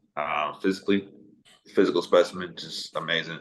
Her mic work, I can't really judge it due to the fact that I didn't watch her in AEW, so I'm not able to really kind of, I guess. And she had a lot of help in AEW too, where she had her mouthpiece a lot of the time. Yeah, because she had like a valet and everything, right? Yeah, like Stokely and I think some others. Okay, so as far as just like her potential is enormous. Sky's the limit with her. Is just a matter of, I think, like what Shawn was saying, is like, do you want to come in being overly arrogant, overly brash, and just kind of be like, well, this is my show now, especially when you have so many seasoned veterans in there, so many seasoned female talent, like she was saying before, like the female talent, the roster is stacked, so and she's able to come in, play nice, do her due diligence and just do what she has to do. Overall, as far as like getting the crowd behind her and really supporting her and championing her on, then I think she'll be good.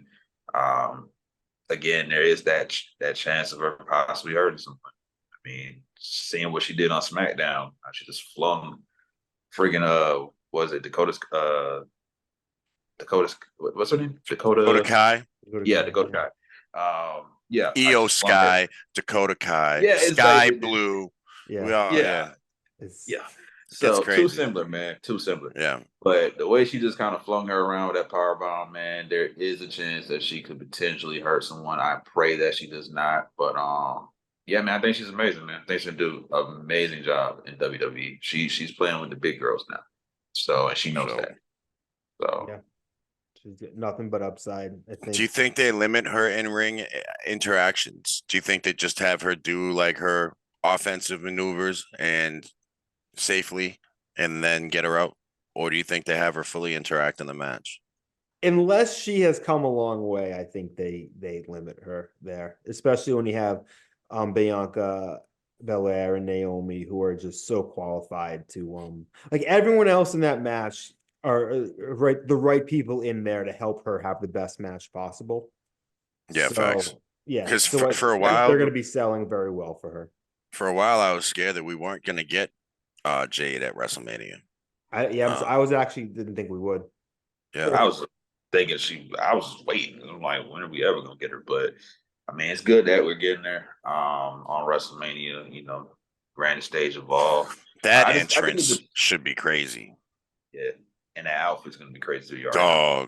Dog. Oh my, can't even imagine. I Speaking of- can't That even outfit's gonna be imagine. crazy, bro. Speaking of which, Jesus. I just was watching Edge come to the ring from last year with the mirror thing on. I didn't know who it was. I'm like, who the hell is this? And he had like this full mask of all these mirrors. Oh, with the It looks Was he demon, wild as Judge hell. Judgment Day Edge? I think he is. He's in No, like all red or I don't know.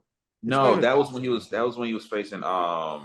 facing Finn Balor in the Yeah, he's head in of Hell of a Hell in a Cell. Cell. Yes, Yeah, you're and it right. was Yeah. kind of like they played it off as like the demon versus the devil. So he was playing the devil. Yeah, I Yeah. know what you're talking about. It was like an all glass outfit with the mask and everything, kind of like I think Andrade's mask in Yeah. AEW. It was kind of like that. Yeah, It's crazy Oh, looking. okay. I I had like see it now. no memory of this. yeah, Me Hell in a neither. Cell. Yeah, Wow. Looking yeah, now. that was Demon Finn Balor when he brought out Wow. Demon. So Edge went from Hell in a Cell at WrestleMania last year to a botched flaming table spot, like in front of whatever. I love Edge. 1,800 I don't people. want to pile on, and obviously he doesn't give a shit what I have to say. And But I don't think he gives a shit about what the crowds look like. I don't think he does I either. think he's Probably. just I don't think having he a does. good time in the ring with Yeah. the boys. I think so too. And I think think he the other knows thing his- too is WWE would not let him and Christian go out there and do flaming tables. Like, they were like, Not- you're old men. Not in 2024, like Right. maybe in 2004. Right. But like, at least they're going to do what they want to do, I guess. Yeah, he's just enjoying the last years of his career, man. Yeah, That's the way I sure. look at it. Yeah. So I think it's you're like, right. just have fun. Just go out there. I still think he returns again. He I might. mean, it's a possibility. Definitely. The fact that AEW hasn't pulled the trigger on Edge and Christian versus the Hardys, and I guess that's mostly because this storyline's been going on, and because Jeff Hardy is who Jeff Hardy is. And speaking of which, are you going to be going to the Jeff Hardy shows at the 2300 Arena? If they're Friday night, I I think don't he's even. doing a couple. I think he's Everything performing has them. been so convoluted in what's been sent to me message wise. All I know is times. I don't even know what shows they are. I just know times to be at what places. I know the Blue Meanie is giving a tour of the ECW arena. That's fire, bro. Yeah, I think Mike Johnson might be doing one too. So yeah, and I've never been there, so that sounds amazing. You're not going down? Nope. I actually might do some writing for PW Insider. I'd offered to Mike Johnson that he said he had mentioned on the hotline that if he had some more help, he might be able to go to some more events. And I'm like, you want me to cover something? I'll be happy to. So we'll see if that happens. I would love to help Mike myself. Wow. Yeah. Jeez. So you might see him down there. Did they need like any photos, bro? Like I have a ton of stock that I haven't put out anywhere, just like indie wrestling, like. They probably wouldn't turn it down. I'd Notables. say hit them up. I don't know if you subscribe to their site. I've been No, I haven't subscribed to the site, but I used to go on it when it was a free site. I used to when back in the AOL days. Yeah, they still have a free part of it too. Okay. But yeah. That's PW Insider. Yep. Yeah. Yep. Bookmark it now. Yeah. So the other match that we haven't talked about is Jimmy versus Jay. I tend to think that even though this obviously is a long-awaited match, I feel like this is just going to end up being just another sort of piece of the overall bloodline story of the weekend. I feel like it may be more tailored, maybe just a little side chapter in that, and maybe not the blow off that we may be hoping for out of these two. I don't know, my thoughts, but what do you guys think? But going into it, I knew this match was gonna happen. Just off the fact that I caught an article, Jay Uso, he did an interview with him, and he was stating like, his dream match is to face his brother, especially at WrestleMania. So it was already kind of building towards that. As far as the overall match and the outcome and everything, I see Jimmy getting over on Jay due to the fact that Jay is, for the most part, yeah, he hasn't won any singles gold, but he's established as a singles, viable superstar versus Jimmy, who's kind of still in the shadows, trying to figure his way out of it. I mean, for the most part, he's looked at as the do boy for Roman Reigns. He's just lacking, and not necessarily like a Jey Uso henchman, right hand man. It's just like he's kind of playing second fiddle to Solo.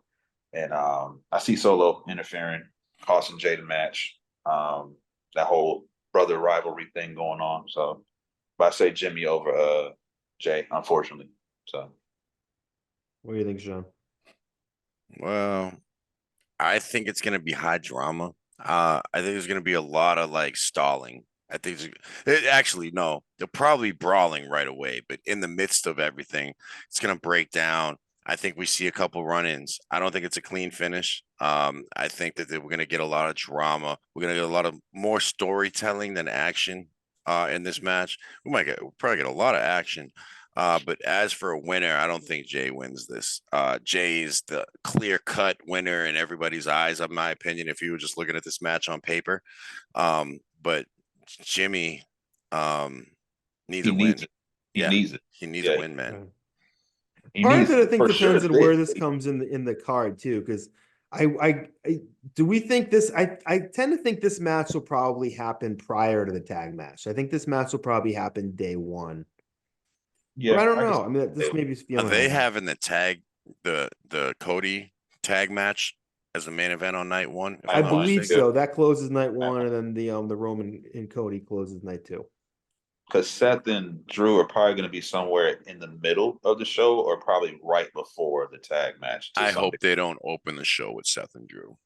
No, I think they have to put Seth and Drew on Sunday. I think they're not going to have Seth wrestle twice the same night. Okay, makes sense. Yeah, that makes sense. I forgot. Yeah, he is wrestling twice. There's a lot going on. I know there is. It's like because the match order it could really impact kind of it could tell us a lot about the storytelling that they're planning. Yeah, and this could be a great chance, kind of circling back to the Jimmy and Jay situation. This could be a great chance for them to debut some more Bloodline members and kind of get the family out there.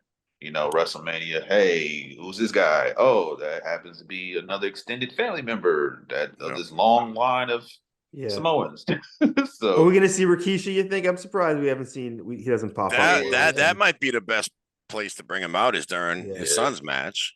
Yep, both sons feuding. Yeah, that's the best time. Like, boys, get along. What are you doing? Type stuff. I raised you better than this. Yep. Yeah. He's your brother. How can you do this to him? Yeah.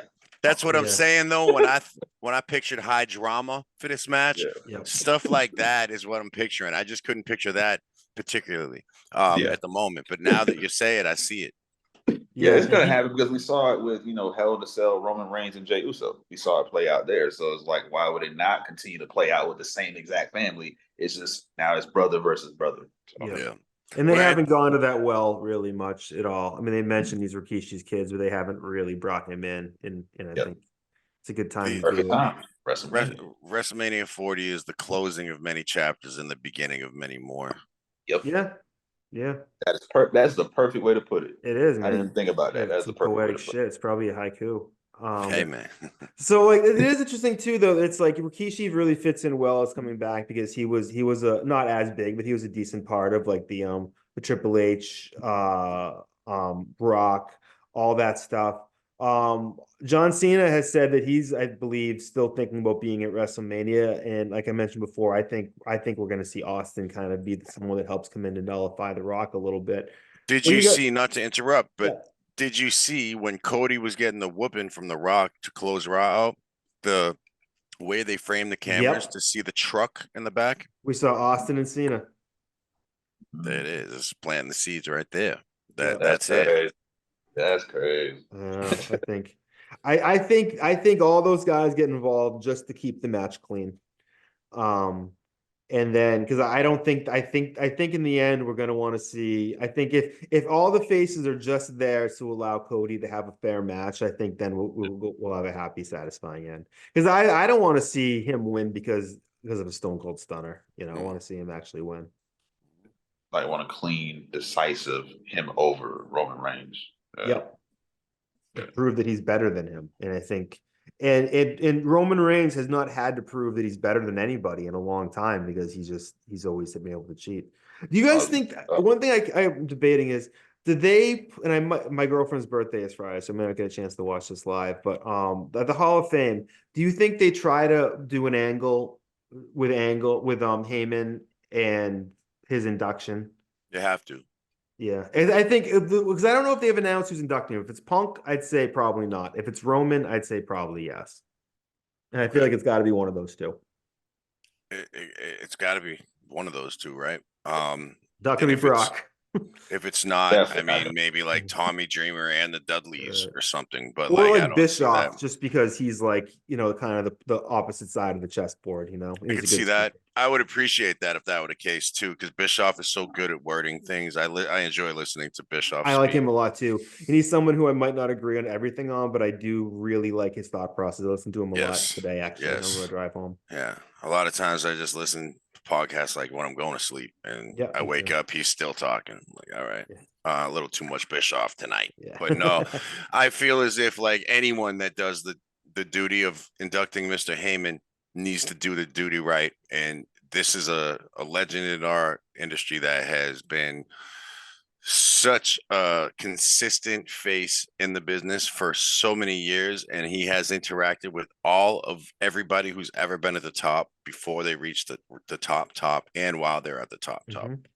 He's had 9 lives too. I mean, this guy was gone from WWE so many times. And you know what's funny? Rollerball, one of my favorite bad movies. I caught a little bit on cable the other night, and I saw him as the announcer. I'm like, he could have been a damn good actor if he wanted to, because he's the best part of that movie. That's funny because I heard a story where Tommy Dreamer was telling how when ECW people weren't getting their checks and stuff towards the end of the run, Paul Heyman was like, I got to go out and meet with the people to get the money. We're getting this TV deal. We're getting a TV deal. I'm going to have all your money when I get back from California. I'm going out for 3 days. What he really did was to go out to film that movie. Yep. He was replacement. He was replacement for Lewis Black, who they originally shot, I guess, and didn't like, and they brought in Paul Heyman. Who would have known? Who would have even known? I just learned that because as Mike Johnson mentioned in the hotline when I asked him about it, because I was watching Rollerball. That's hilarious. I had no clue that he was even in that movie until you just said that. Shane McMahon is in it for 2 shots and he doesn't say anything, but he sticks out like a sore thumb. That movie is fucking terrible, but I love it. It is one of my favorite guilty pleasures of a movie. I'll have to pull it up sometime tonight, bro. I've never watched them. I have to try. There's enough LL Cool J's in it. There's like some good violence. There's some weird guest appearances, some surprising nudity. But it is terrible and it is great. Nice. Love it. I love it. It's the worst movie I've ever seen. Highly recommended. Worst movie ever seen. Highly recommended. Yeah. So Jay, what do you think about surprises? Hulk Hogan's another name that I hear batted around. It's like if you want to get somebody from WrestleMania 1 in there for WrestleMania 40, Hulk Hogan's one of the last names left. What are you thinking about surprises? Do you think you're going to get anybody good? I think honestly, man, I can't think of anybody just brand new off the top. Kind of like what he's saying, where they hinted at, where the Stone Colds and John Cena's and stuff like that. For the average wrestling viewer, they probably didn't pick up on that, probably didn't see it. To be honest with you, I didn't even see it. I was just so focused on this butt whooping that Cody Rhodes was taking. But I mean, I would say, just almost in a sense like this. I would say those two, maybe some special guest host or something, celebrity or something. But as far as shades the past wrestlers, none really comes to my mind off the top of my head. I just kind of like to stay surprised. I don't really like to think too deep into it as far as like, okay, who's gonna come out. I just like to be surprised. So It feels like if it's not the biggest of the big names this year, because this is the time to bring them out. It's WrestleMania 40. It's like, is it the time? It's like it's not. You don't need to bring back Kane for this. It's like you don't need to bring back like, Billy You Gunn. might hear the gong once or twice for the Taker. Right, Taker. That's the one I was thinking. Is like, is there a role for him? He'll obviously be there. Shawn Michaels. Yep. I mean, I didn't think we were going to see Hogan and Titus O'Neil hosting WrestleMania the year that they hosted it. Yeah. Because that was post, all of that stuff coming out. Yeah. So I think that it's not out of the realm of possibility to see Hogan do something similar this year, or do something like in the backstage just to say he's there. Just to get the Twitter feed popping, just to get the algorithms going in their direction. If he's out there in the beginning of the show and, Hulk Hogan's in the building, whether good or bad, people are going to start talking, and that's just better for them. So if they could work something out, I think it makes sense to have Hulk Hogan there because he's Hulk Hogan. If there was none of this other stuff that happened, people would love to see Hogan. And since it is wrestling and we watch wrestling to like get away from that stuff and not have to think about all that other stuff, I think it's the place for him to be. Even if it's brief, I'd prefer it. I don't want to see anything extended. I don't want to see it go and extend into anything storylines or with any other wrestlers. Brief interactions in a brief segment, I'm okay with it. Anything beyond that, it doesn't really interest me. But with that being said, I wouldn't be surprised to see him. Do I care if I see him or not at WrestleMania 40? No, but I do think it would be a nice touch for WWE and WrestleMania's legacy to just have the guy who was there to start it here 40 years later. Especially if you have him standing next to Mr. T. Wonder if you think Mr. T is going to show? I mean, because he's another guy. If the paycheck's right, he's there, bro. He's gonna be there. Money talks, man. Yeah, those gold chains. Those gold chains can. Yeah. It's too bad a lot of these people have passed. Like you could have had like the guy that played Debo on Friday. Zeus. Oh yeah, Tiny. You could have had him. You could have had Mean Gene, the Fink, Bobby Heenan. Hey, Mike Tyson. Mike Tyson. Man, that would be big because it's not out of the realm. Jake Paul, Logan. Exactly. Oh, exactly. That would be crazy. that would happen. Okay. Because they had Mike Tyson on AEW and they blew it. Yeah. They blew it. It was ridiculous. They wasted it during a time where there were no fans. Nah, WWE's going to get it right. Yeah. They do every time. They do every time. So that would make sense. And it's free promo for that fight.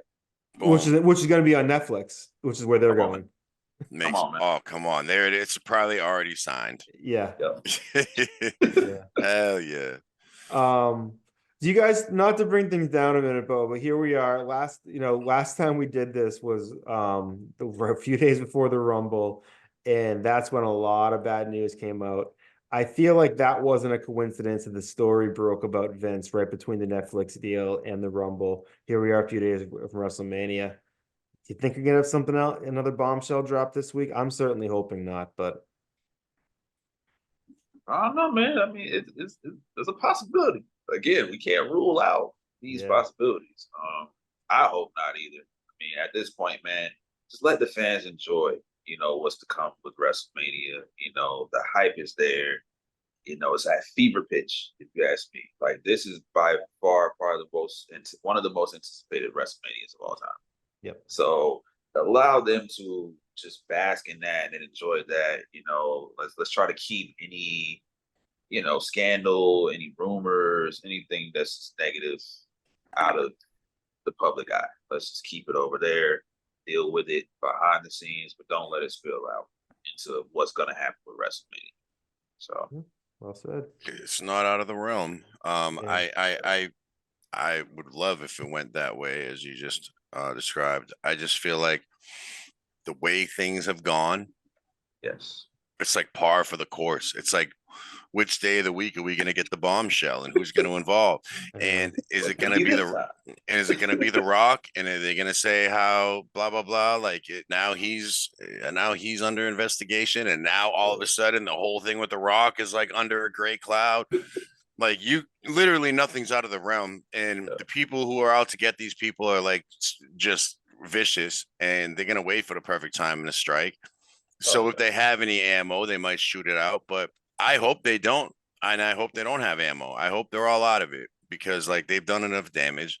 The people that are guilty or charged right now and yet to be proven innocent or guilty are out of the picture. So let's keep it like that, as you said, and focus on the people that are doing the right thing. Focus on the event, man. Yeah, let's focus on, like I said, the people doing the right thing and just the overall event itself. Because this is for a lot of wrestling fans, it's bigger than life, and we need to keep it that way. And any little dirt that kind of gets brought up is just going to sully the reputation of WrestleMania and what it really stands for and its legacy. So I say just keep it under wraps. Do you know it was the Fink that created the term WrestleMania and Vince McMahon's original concept? It was something ridiculous. What was it? It was crazy. Colossal tussle. That's what it was. Yeah, it was crazy. Can you imagine saying colossal tussle 40? It would not work. It would not work. So thank God for WrestleMania. Colossal tussle 40. Nah, man, good. I can picture Vince pitching that. He's just looking for the biggest words to describe the biggest fights. You know what I mean? Oh my God. No. Unreal. I have one more question for you guys, and then we'll go anything else you guys want to touch on. But I was trying to think about this. Can you think of a time where wrestling is better than it is now? And I think it's easy. People are like, well, this is the new Attitude Era. I think what a lot of people forget about the Attitude Era is there's a lot of crap, like especially like a lot of the stuff they did with the women doesn't really hold up, not just for the times in terms of like, what we think is acceptable to do with women on TV now, but also just the quality of what you're watching.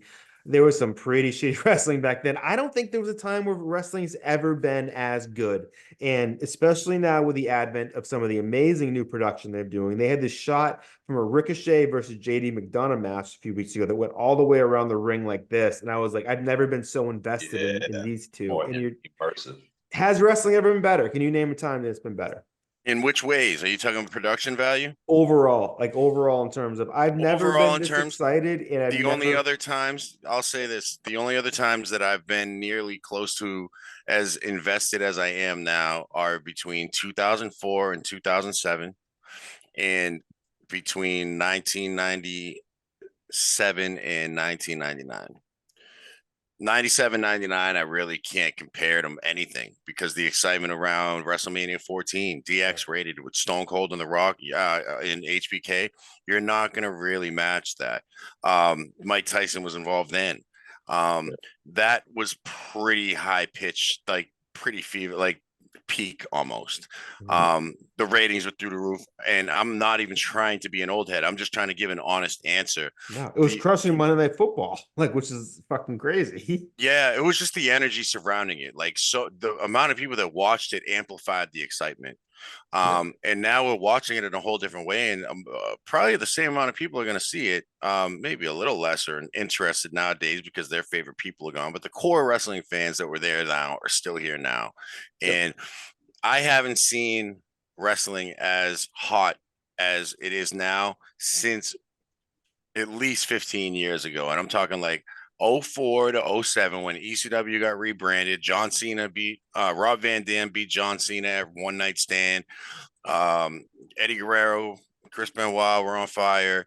All up until the Benoit thing, it was hot from 2004 because SmackDown was written by Paul Heyman. They had like Paul London and Brian Kendrick. They had even the Mr. America stuff. Like if you look back on it, was kind of funny. And like they had a lot of good stuff on SmackDown. Raw had their matches and they had Evolution.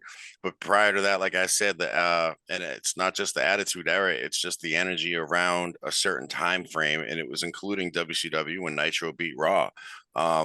WCW was still kicking ass too, and they had Sting dropping down from the rafters every week. House shows at the Food Center was Sting versus Hogan in a cage, and those were selling out. So like houses were bigger back then, but nowadays it's a different world we live in, and it's a different wrestling that we're receiving. And the wrestling that we're receiving today is the most translucent. Like this is the most face to face I've ever been with it.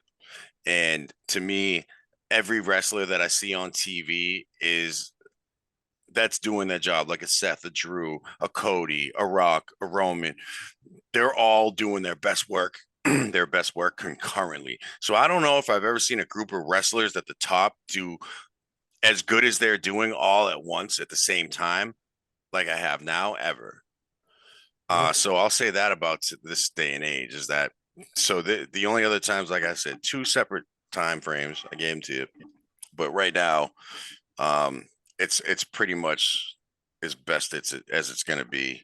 It's going to get bigger with Netflix, and when MJF eventually signs with WWE, because now we can break boundaries. We can go back to the Attitude Era-ish, like we already have been with The Rock dropping F-bombs on Raw.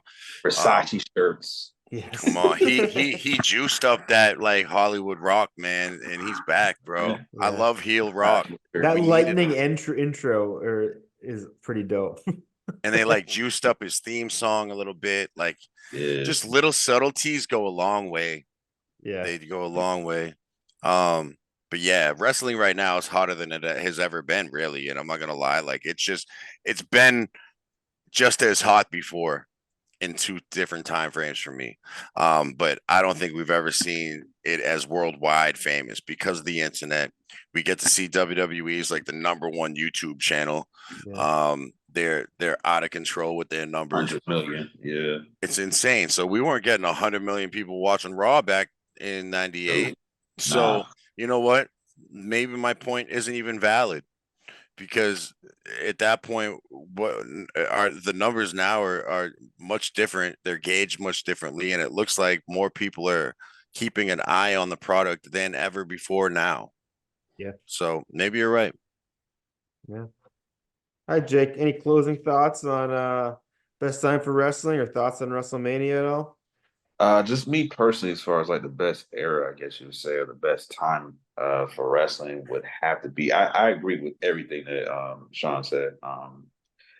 As far as like he made a valid point with, superstars back then, almost in a sense, kind of had to take their turn at being the guy. But now you have a bunch of different superstars coming together to collectively be the guy, and it's all for the sole purpose of pushing the brand forward, pushing the product forward, making it the best product it could possibly be.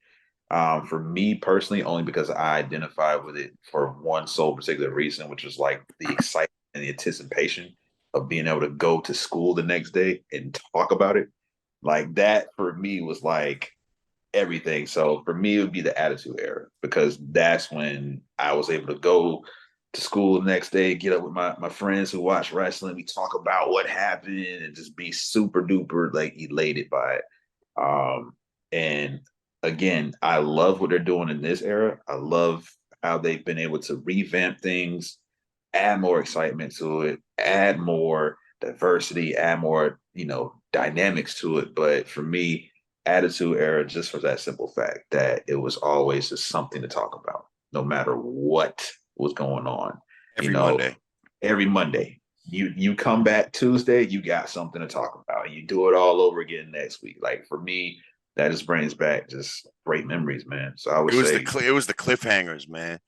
Yeah. It was the cliffhangers, because you go to sleep like, oh man, first thing you think about when you wake up is that's the first thing you talk about when you get to school. All day it's going, bro. It was beautiful. That's the time I come from, and I know you do as well too. So it's like that's why it holds weight for me, is that era. Nothing against the Ruthless Aggression, nothing against the golden era, the golden age, but for me, Attitude Era, man, even over this era right here, because again, it was just so much to talk about. It was always fun. It doesn't matter what it was, Stone Cold with the freaking beer truck spraying down everyone in the ring, and then you had the funny moments that would just come in, add comedic relief. So it was And amazing. we didn't have Twitter to ruin it, and we That all part, it was the spoilers, I bro. know. yeah I yeah. remember, I mean, in terms of talking at school, I remember I have a flashback now to after the angle where Hogan lost the belt to Andre on Saturday Night's Main Event, where they had the two referees and the Earl Hebner and Dave Hebner as twins, and the money was coming out of his pocket, and then Andre gave the belt to Million Dollar Man. After when that happened at school, everyone was like, we were talking about that for like ever. This was like 88 or 87, and it was just like that was that cat when we were little kids, but that really, and that was, I think there's a part of me that looks at almost that as being Star Wars, the Attitude Era as being Empire Strikes Back, and where we're at now as being like Return of the Jedi, because I feel like there are these three really big peaks that sort of speak to the past but twist on it a little bit. And I think we're right now getting the sleekest, most thought through for the widest audience, yet still entertaining to the core fans that we've ever gotten. And I think Eh, it's a beautiful time to be a fan. if I can interject real quick too, one thing about this era that they've done well. So for a period of time, I don't know, mid 2015s, mid 2010s to 2021 ish. And even before that, so I'd say like 2005 and on, kayfabe had been dead.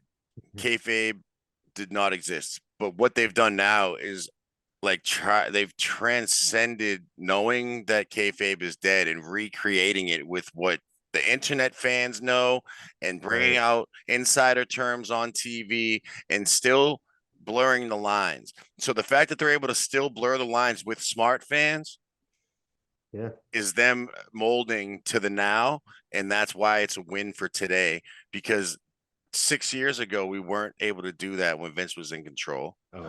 And kayfabe was still long gone. So, and the reason too why those moments were so special to me back in the day was because like I knew wrestling was a work, but those guys were still doing such a good job that I'm like, wait a minute though, was this part not real? Like, wait a minute, this part seems like it's not scripted, man. There's no way they could have faked that. You know what I mean? But nowadays, never underestimate a carny to out carny you. yeah, facts. Heard that. I was watching an interview with Shawn Michaels before this where he was talking about his thing with Hogan and how everybody was like, you're such a spoiled brat. And everyone really got on Shawn about how he acted in that and almost like personally criticizing overselling. him. Right. But he was even saying, he was like, yeah, it was all part of it. Like I knew like we were doing this intentionally. But even now I'm like, really, Shawn? Which it's like even as he's saying that, I'm like, I don't know, maybe he was still being a dick. And I can't tell whether he's working me or not. I'm like, that's fucking beautiful. Like the truth is out there somewhere. Right. Yeah. Yeah, as a wrestling fan, you want to be worked. Like just not expect it. You know what I mean? Like it's great. It's great. It's a great thing because you're surprised after and you're like, huh, I thought I knew it all. Because no one goes to a magic show just to sit there and try to figure out the tricks. They go there to be entertained. And it's like with wrestling, if you sit there and start pulling it apart, you're not there for the right reason. Perfect analogy. Perfect. Watch it. Yeah, that's it. Speaking of which, Nigel McGuinness is doing a magic show, I believe, WrestleMania weekend. He's doing a magic show and telling some stories, and I hear he's fantastic at that. So I was looking forward to seeing Mark Henry's stand-up comedy show. Oh man, I love Mark Henry. Yeah, me too. He's just a wholesome fucking dude, man. And I had one of the greatest theme songs ever. Somebody's gonna get their ass kicked. Shout out 3-6 Mafia, dog. Yes. My guys. I love that. In my heart, I ain't never been scared of a man. Oh my god. Mark Henry's still the best. I got plenty left in the tank. Like when he like fake retired with Cena. Oh man, that was one of the greatest fake outs ever. One of the greatest segments in Raw. Entered the Hall of Pain era. Am I right? I think so. That was Mark Henry's greatest run beyond Sexual Chocolate, because that was when he had like the world title. People took him serious, and like he still was the world's strongest man, but now you're gonna enter the Hall of Pain. Yeah, I'm here to hurt you. Like, what a dirty dog. Like I messed with, like, that was what, 2011. Mark Henry Hall of Pain era is his greatest, in my opinion, of his career. Like that was his greatest era as a wrestler. He had a long coming up, man. If you remember when Mark Henry came in, he was the Olympian. He had the Stars and Stripes jacket, the smile, ear to ear. It was like 96. He was a little before his time. And they didn't really know what to do with him up until Sexual Chocolate. No, Nation of Domination started it. Yeah. And then we went from there. But shout out Mark Henry, bro, doing stand up now. He's just doing side missions now. He's pretty naturally funny. Like he's got some good charisma to him. I enjoy him on Busted Open when I listen. He's one of my favorite insights. He keeps it real, and he's not scared to speak his mind. No, he's not. You can tell him and Big Show must just at AEW must just look at each other and shake their head. Just be like, oh, man, Vince McMahon would not put up with this shit. Oh, no, hell no. Yeah, you already know. They keep to themselves. Most likely. They're in the corner, just all right, what are old heads now? Giving young guys advice that they're not taking. Yep. Why bother at this point? All right. Yeah. That's all right. All right. Well, we could probably talk all night. This has been a lot of fun. We're gonna see what happens. For those who are interested, I did a show with 3SK last week. They'll be coming out after WrestleMania, where I guess I gave a lot of hopefully similar predictions. We'll see if any of mine came true. Maybe I'll get it right on that show, not this one. But we'll be back to talk in a few months. What is the next big pay-per-view? It's is it SummerSlam? No, there's one. Money in the Bank. There's Money in the Bank. We could do that, yeah. And then there would be SummerSlam, and then it would be Survivor Series and the Rumble. Yeah. Fuck, well, we will make sure to gather this quorum the next time something exciting happens in the wrestling industry. Let's do it. Man. I'm always with it, man. By the time this comes out, something else big is going to happen, and we're going to have to talk about that next. I know. Hopefully it's going to be something good and not something bad. Yeah. Everybody stay out of trouble. I don't want to see Rhino throwing any potted plants in the friggin' the WrestleMania hotel as he did before. No. You ever hear that story, Jay? Nah, I didn't hear that. Rhino once picked up, I guess he was having a fight with, I believe, like an ex-wife or something. And he picked up one of those huge potted plants that are filled with dirt in like a WrestleMania hotel. And I believe he threw it or something. I forget the exact details. Wow. You've heard this story, right, John? Just now. Well, somebody Google it and make sure it's true. Let's say allegedly, but I know he did something like that in the lobby of a WrestleMania hotel. That was Mark Henry? No, Rhino. Oh, Rhino. Yeah. Let's fact check that so I don't get sued by Rhino with an I or Rhino with a Y. The real story of Rhino's incident at WrestleMania 21. Rhino destroyed a ceramic flower pot at the Universal Sheraton Hotel, creating the incident that led to his removal from World Wrestling Entertainment. All right. There it is. Check out. All right. Yeah, there you go. If anybody can find out whether MVP and Chris Jericho really got into a fight, let me know. That was a rumor that came up semi recently that they had, I think, issues on one of the Jericho cruises or something. I don't know. Was that 2020? It might have been. Because MVP apparently in January broke his silence about it this past January. MVP's a dude I wouldn't fuck with. I'll send you all the link. Throw that link in the chat so we can have that for later. I had a friend who wrestled years ago, he was the bottom level of WWE. He told me some great stories, but how they accidentally left Ron Simmons at a rest area on the mass bike. you know what he said at that point. Yeah, damn. But yeah, and I guess he was not pleased and they looked back for him. That's the wrong guy to leave behind, man. Oops. But I think Bradshaw might have been with them too. So, well, nobody was messing with them. No, absolutely not. Yeah. If you know, absolutely not. Yes. All right. Well, it has been a pleasure talking to you guys, and we will do this again soon. And I'm sure we'll convene over messages once this shit goes down. So until I'm getting tired. All right. Pleasure as always. Hey, you already know I'm gonna messaging you guys, man, the whole weekend, bro. For sure. It's gonna be a blast. For sure. Likewise, man. Sure, man. Let's get together on some music too, all of y'all, bro. Yeah, that'd be dope. Oh yeah. Yeah. Absolutely. We definitely gotta do that for sure. For sure. Yeah. All right. Meet Ann with wings clipped, quick to flip manuscripts. Cause her man went from damaged kid to damn he's rich. But she still can't stand the way he manages to never put nickels in the can for the cancer kids. Plus he cheats at cornhole and brags that he won. So she lost interest like porno after she comes. My DM started jingling, baby, as it was done. 2 seconds later I can hear the snapping of her gums. She calls me half Dodge Challenger, half Lip Gallagher. I'm happy that I luckily sat next to her in algebra. I tried to hold her down, but I just couldn't balance her between the million meetings that I keep in my calendar. Plus odds aren't too sloppy that I know why my cell is blowing up probably, but I should check just as well. Call the cops, see if I can get a hold and tell if that's copyrights Yale raising hell inside the holding cell.